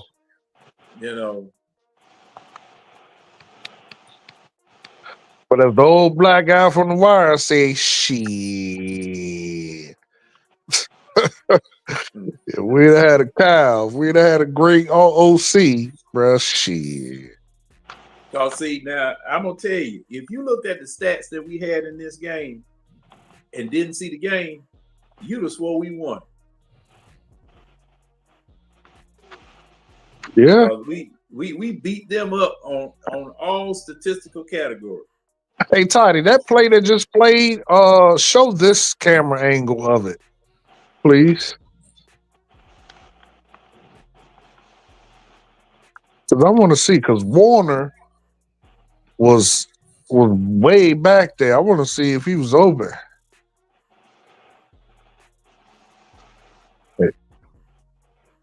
Oh no. Well, I mean, he could have been, but no, he wasn't when he threw it. So I understand throwing it, and he running like he got a nail in his foot. Look at him running. Oh yeah, he ain't throwing that to Warner. Not on no street route. He ain't never throwing that to him. He's slow as hell, but shit, hey, I like Warner. Someone tried to tell me he wasn't worth picking up. I'm like, bro, you sick in your head. Warner has created some great plays for us that don't show up on stat sheets. Yeah, he good as a blocker, long as he cheap. I wasn't paying no big money though. I mean, well, yeah, but I mean, he has came in clutch in his blocking, and I think a pass or two here and there. Like I said, long as he I'll pay him, but I ain't know in the real life giving no like multi-million-dollar contract. Didn't he run a screen for a touchdown last year? No, this is his first year, ain't it? Oh no, he wasn't here last year. Yeah, this is his first year. We got him this year. Who was it? You thinking of Smith, Jonas Smith. Jonathan Smith. Okay. Did Jonathan Smith wear 89 here? 81. I want to say. I think it was 81. I don't even remember. I think he wore 81 here, if I remember correctly. Oh, we haven't talked about this. Maybe I should save it for. Yeah, well, 81, John. Okay. Maybe I should save it for Waffle House if the Waffle House ever get the okay to open back up. But what are y'all's thoughts on the reports that the Jet want to come back and retire here? I had seen that from nobody. I think that was an internet rumor started by like a fake page or something. Yeah, because you got about 3 fake pages that keep popping up on my doggone timeline. Right.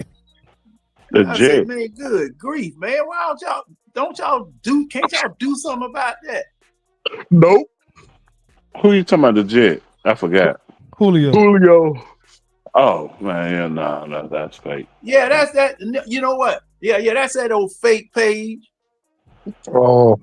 That's an old fake page, and man, they claim to have about 4,000 members in the doggone group.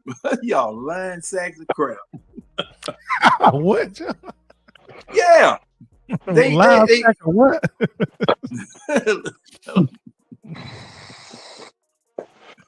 What y'all think about the Tyreek Hill? So let's say it is true though. What would your thoughts be on him coming back to retire here? One-day contract, no problem. Just like Matt did, 1-day contract, take a bunch of pictures, and we tell you how great you was, and thank you for your service. What if he wants to play? He'll take the vet minimum to play. No, that time has passed, man. That time has passed. Damn. Hey, Antonio Brown still out there. I'm still trying to play. Who gonna get Antonio Brown? That man is walking CTE. And he admitted too. He admitted he's CTE. That man is walking CTE, man. When they do the autopsy on him, it's gonna be CTE bugs running around in the damn hospital. he's never been the same after that Burford hit. But yeah, I think it was Burford. Yeah, that was Burford. Yeah. He was out on his feet, man. Nah, he was on his back. He knocked him out. No, what I'm saying is that when he hit him, he was out on his feet and then he fell. He was just hanging up out. Yeah. That was a great run right there. I don't know, man. I'll be all right with the Jet taking the league minimum to play 1 year and retire. Put a couple more numbers up on the board to solidify his Hall of Fame. No. Well, now you just, Coach, you were saying something about somebody that was coming here, or that was here just gathering. Yeah, Grady Jarrett. Yeah, but Grady Jarrett makes way too much money for what he produced. That's different. We talk to have Grady Jarrett take the vet minimum. Oh yeah, keep him here. Let him retire here. But Grady Jarrett want to make big boy money, and he don't produce for big boy money.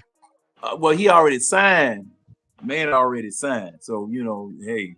Well, they go ahead and get rid of him this year. Save that cap space, give his spot up to one of the youngins, and use that money to bring in somebody else because he ain't it.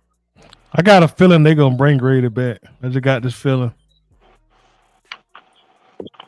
Of course, because Falcons don't do the smart thing ever. Because the smart thing would have been to got rid of him this year before the season started.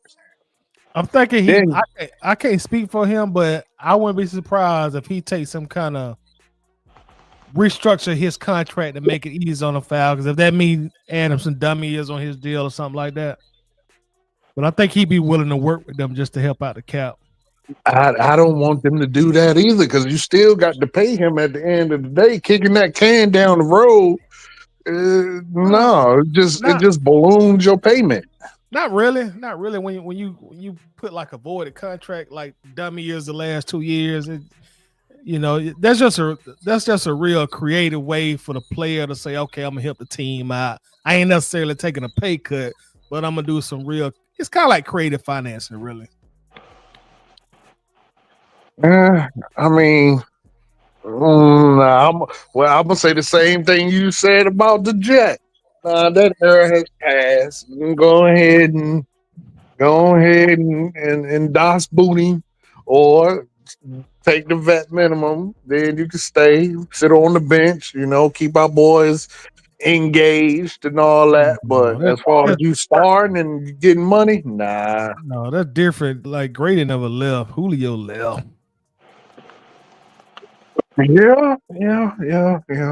But let me ask you this, because we already know how bad the defense is. I think I asked this before, but like, do we trust our defense enough to let Grady go at this point? And I know he ain't prime Grady no more, but do we really trust our defense that much at this point, y'all? Yes, because I mean, it will be it will be what he was this year. Like him not being on the team will be the exact results of what was this year. Like he gave us a flash here, a flash there. I think all year he made maybe what 4 to 5 great plays, like prime Grady plays, meaning a sack or a tackle for loss. Outside So of that, he didn't do nothing. He didn't do shit. He was above average this year. I mean, he No, wasn't no Patty. dominant dude. Yeah, he was above average, man. I ain't gonna say him just play like he was just trash or he was sorry. He was above average. Bruh. Oh man. If he had have been in Judon's position, and the same result would have happened. He would have got benched. No, he wasn't that bad. Bro, he what, bro? I'm gonna look up Grady's stats. I'm telling you, it was trash. Really, he was not that bad for a defensive tackle. I'm telling you, bro. He was But not that bad. as far as defensive tackles go, what statistic are you going to look up to qualify or disqualify him? And if you use sacks solely, yeah. But No, I mean, no, it's not. For me, it wouldn't be sacks, because sacks is like icing on the cake.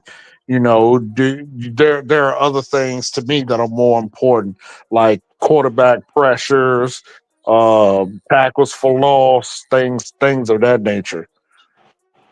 for a interior offensive lineman, because see now, okay, will Vita Vea show up on those stats? Oh yeah. That So well so now so so Grady had 9 tackles for loss and 12 quarterback hits. Man, that's trash. When he was prime Grady, he was getting 15 tackles for loss, 16 quarterback hits, 12 tackles for loss, 21 quarterback hits. Both of those was his Pro Bowl years. Okay, and what year was Pro Bowl year? 19 and 20. His 2019, best year, honestly, was 2017. He had 15 tackles for loss, 13 quarterback hits, 34 solo hits, and 4 tackles. His Pro Bowl year, he had 7.5. Well, excuse me, he had 4 sacks. His Pro Bowl year 19, he had 7.5. 31, 38 solo tackles, 12 tackles for loss, 16 quarterback hits. In 2020, his other Pro Bowl year, he had 4 sacks, 27 solo, uh, uh, 12 tackles for loss, and 21 QB hits. So I think 2017 and 2020 was his 2 best years. Since then, bro, since 2020, really, he's been ass. So Well, he no, was 2022, he has 6 sacks, 30 solo tackles, 12 tackles for losses, 17 quarterback hits. That's pretty decent. so But 21, he let me sucked. let me let me 23, he sucked this year. let me give you his they got like detailed stats for on PFF. So for defensive tackles, he was ranked 14th in solo tackles. He was ranked 26th, and this is his position. 26th in assists, 41st in forced fumbles, 16th in stops, 32nd in sacks, 32nd in hurries, 14th in hits, 30th in total pressures, 81st in batted passes, and 24th. Nah, that ain't trash, man. Bro, that is trash, Todd.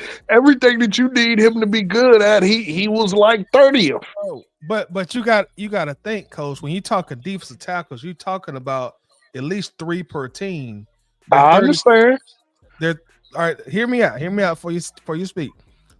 With 3 per team, 32 teams in the league, he's at the top 3rd percentile of pretty much this entire list.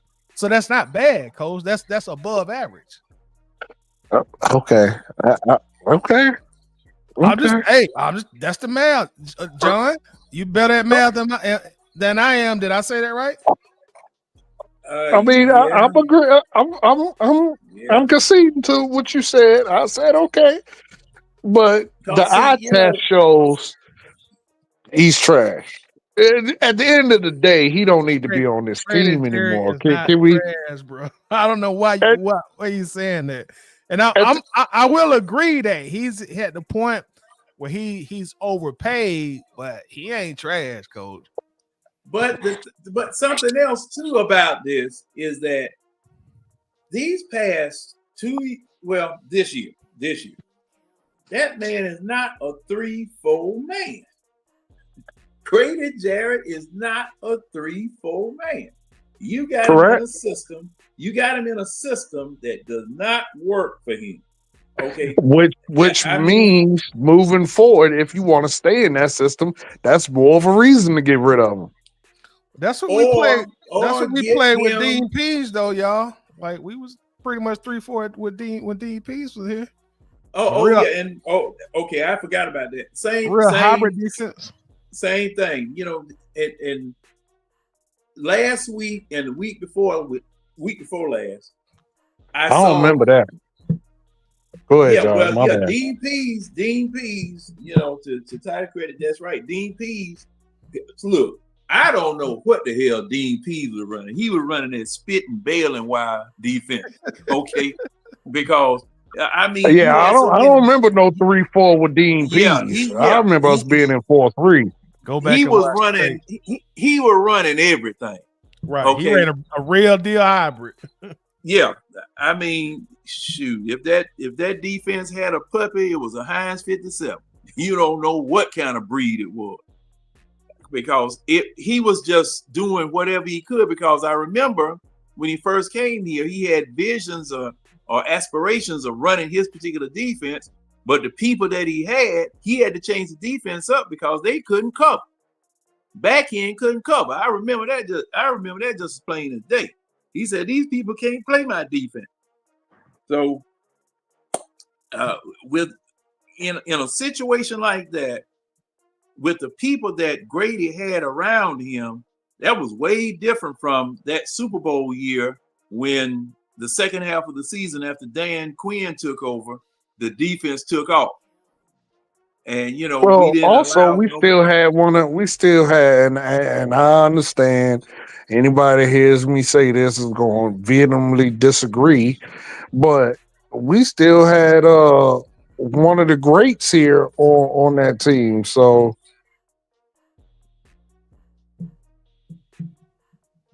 yeah. Now which great you talking about?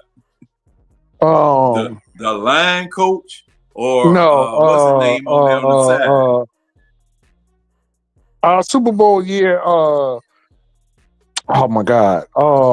That's one of my favorite players. Then I can't think of his damn name. Man, me neither. I was trying to call his name too. Shit. Abraham was here then still. No, it wasn't Abraham. Abraham wasn't here yet that year? No, that was what's his name? Freeney. That was the white Freeney you talking about. That was Freeney. That ain't who I'm talking about. What's his name? Hold on. 2016, it was Dwight Freeney. And Vic Beasley, Super Bowl, yeah.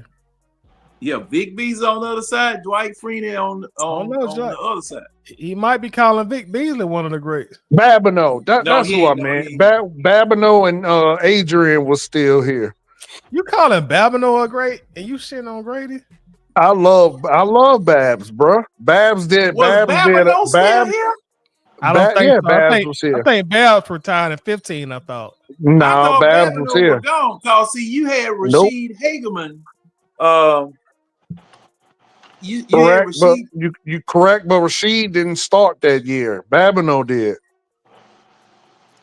Hold on, I'm about to look it up. I thought Babs retired in 15.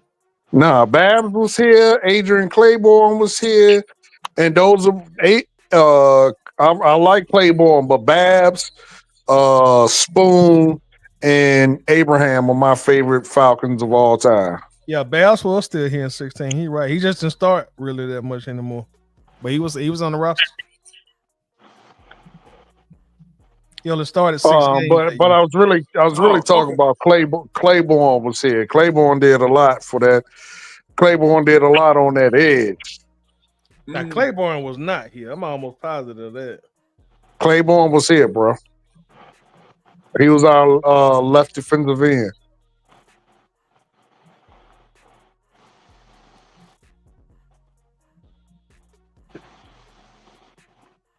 Yep, you're right. Left defensive end. Damn. Wow. And Spoon was here. Like all my favorites was here that year. Spoon was here. The only one that's missing is Spoon, Babs. All my faves was on this team. Was Spoon hurt that year like he normally used to be? Yeah, I think he only played like 2-3 games that year. Yeah, that joker stayed hurt. He was solid when he was healthy though. Yeah, he was one of my faves, bro. But that's what we missing. That's why I say all the time we missing players like Spoon and Babs, because them dudes would knock you upside your head. You mess up on the field, off the field. You've seen them digging people's asses. No homo. Yeah, Spoon was definitely a vocal leader. I give you that. And that's what we're severely lacking.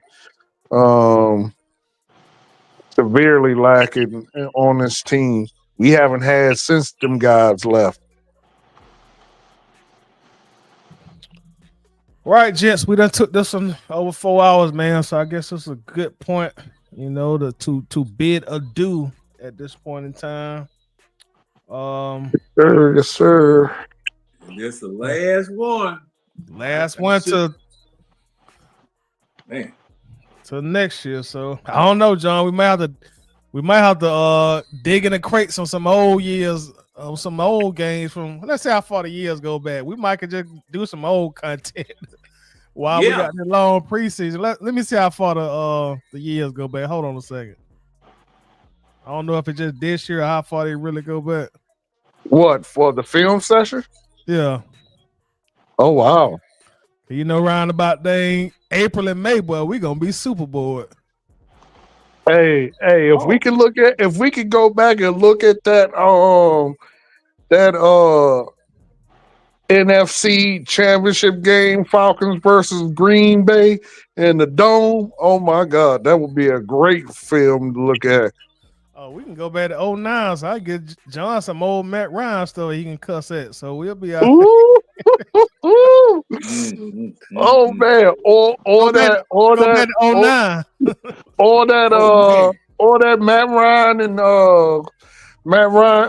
the Atlanta versus Carolina game where Julio went for what was it, 400 yards or whatever? It was about 300, I think. Yeah, 300 Yeah, yards. Matt threw for 500 and Julio had 300 of them. Yep. Woo. Yeah. Yeah. Oh yeah, that, I love to look at that ball. Oh man. yeah. If you say it goes back to '09. Yeah, go back to 2009 here. Even playoff games. Mm. So we might go back and look at some of the old playoff games we failed in. They've got the Hall of Fame game, preseason games. So yeah, we got a lot of content, man. They got all the playoff games, so we got some content to look at. Oh Yeah, man. no. Hey bruh. I know it's heartbreaking, but that what year was that? 2015 when we was 12-2 and went to Green Bay and got absolutely No. That was 13-3 here. Yeah, Green 20. Bay What that came was? here. 2010. 2010. Yeah, that was 2010. Yeah, 2010. Yeah, that was where 2010. they beat us like 40 something to 20. Yeah, beat us silly Yeah. in our crib. Oh, that was in Atlanta. I could have sworn that was in Yeah, that was Green here. Bay. We were the number 1 seed. Yeah. It got We were the number 1 seed. destroyed. And the next day, dude said we ran into a buzzsaw. I was like, bro, what? Aaron Rodgers came and beat us silly that game, boy. Yeah, he did. Oh man, I'm excited now, brother. Now that I know you got some throwbacks. Oh my god, hell yeah! I'm excited to look at some of those old films. Yeah, so sure, we might can find one like within the maybe next week or 2 weeks from now. We'll find one and we'll go back and look at it. Like I said, go back to 2009. So that's a lot of games. Well, if you take a request, my request would be that last game in the dome, man. Because every time I watch that, bro, I get chills when I watch it on you. I watch the whole game on YouTube, bro, and I just get chills. I mean, you could just feel the electricity in that game from start to finish. Yeah, 2016 NFC Championship game. Yes, man. I watch it every now and like when I'm in a bad mood, I'll turn that thing on and just get chills watching that thing. Yeah. Now the stadium was packed with everybody in their seats that game. Yeah, when Matt Ryan ran that thing in for a touchdown, bro, like you could feel the scream, you could feel the energy coming through the TV. Like I could only imagine how it felt in the stands. Yeah, so sure, we might start with that one. It don't really matter to me. Whatever y'all want to do, man, I'm game for whatever. All right, nice. You better ask permission from the Bird game before you replay the Super Bowl time, because see, that's gonna be on my list. I never want to see that game again, bro. I won't be here. You play that. See, John, I may have to let you control that one because I'm about like Coach. I don't want to see that. I do not want to see that, bro. Because see, 2000. Oh man, which one was it? No, it doesn't go back far enough. They don't go back far enough. Because man, the Falcons have had some memorable single games. Because I won what was it? $1,500, $3,500. It was a Cowboys Falcons game when Emmitt Smith was still playing, and Bobby Abel was the quarterback.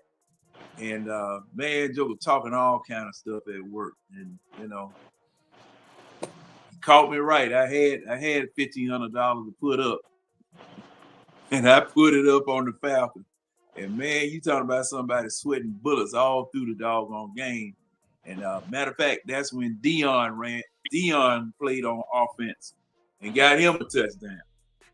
I said, "Oh, this thing over with. It's over with." And I took some of the money and bought the man a Cowboys jersey that I adjusted. That he had to wear around work for 2 days.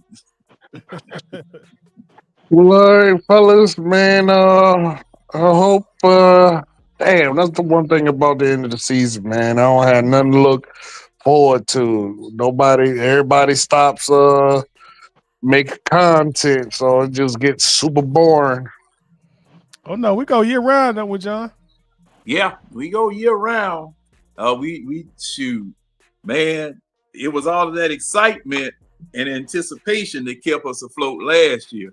I mean, last off season, because you done fired Arthur Smith, you done hired Raheem Morris, and the used car salesman. He sold us a Buick. Now we bought a Buick. Y'all gonna show dead, but this year, the uncertainty. No draft picks. It's really not a whole lot to look forward to. We ain't got no draft picks. And, garbage team, garbage coaches. There's nothing. Only thing you got forward to looking to is Michael Penix second year, full year. So I don't know how much content you can talk about that. Well, long as our defense step up, if we can just get the defense to play good, we'll be all right. Because our offense gonna be damn good. Yeah. Well, I got a meeting in the morning with some folks. So, guys, going to bid you guys good night. Yeah, I had school work I was supposed to do. Ain't done yet. Been asleep all damn day. Oh yeah, that cold. Yeah, y'all went down. Y'all dropped like a rock over the past couple of days, didn't you? Yeah, man, it's what is it right now? 40 degrees. It's 40 degrees right now. I think we in the 20s. Yeah, it's 29 down here, John. Man, it's 24 up here. God, 24 up here. Ooh, and that's a big difference. Yeah, and they got snow for Friday and Saturday. Good grief. Well, we just dropped to 28. Man, what? if it even sprinkles here, this town shuts down. It's so funny. So funny. All right, gentlemen, we're gonna go ahead and shut down the shop here. Anybody, let everybody know where they can find you on social media, John. I'm sure you'll be on tomorrow, so let everybody know where they can find you on the eye test tomorrow. Yes, we'll be on the eye test tomorrow night at 10 o'clock. I guess putting a bow on the 2024, 2025 season. Basically, what it is that some of the things we discussed tonight. A bow or a noose? Yeah, bow, noose, cat of nine tails, whatever. On this season that has just concluded, and whatever it is. Oh, Antonio in Los Angeles. Okay. Whatever it is that anybody wants to get off the chest tomorrow, just to wrap it up, and we'll string together some type of content, and because like you guys say, hey man, the end of a regular season when you have no playoff aspirations, no playoff hopes, and for the season to end like it ended this year, the finality of it is just humbling. Not good at all. Not good at all. Mm. All right, Coach James, y'all want to let them know where they can find you at on social media? Anything you want to plug? And I plug the same channels. I don't specifically have one. At some point, I'm gonna get mine up and running, but right now, school just takes too much of my time. So you catch me here on ABG. You catch me on the Eye Test. Ain't none of these my shows. These great guys allow me to come in and talk my ish from time to time. But you can catch me here on ABG. You can catch me on the Eye Test. You catch me on the Dixon Way. You catch me on Uncle Steve's show. I mean, anywhere that they're speaking Falcons, I'm generally there. So make sure you give all those guys a like and subscribe. It's all great content from everybody. Definitely. James, you still with us? Yeah, I'm here. You catch me ABG, catch me on iTest, catch me on all types of shows. Uh, you can catch me on other shows as well. I just don't have them on the tip of my brain. And you can catch me posting mainly in ABG. That's All right. about it. All right. And with One last quick thing. Go Horns. About to be national champions. All right, go Toddy. that said, I want to thank everybody on the panel. James, John, and also Coach, and also special shout out and thank you to everybody in the chat. Y'all make sure to tune in tomorrow, 10 p.m. Eastern Standard Time. We will be on the eye test. Until then, peace and collard greens. Go.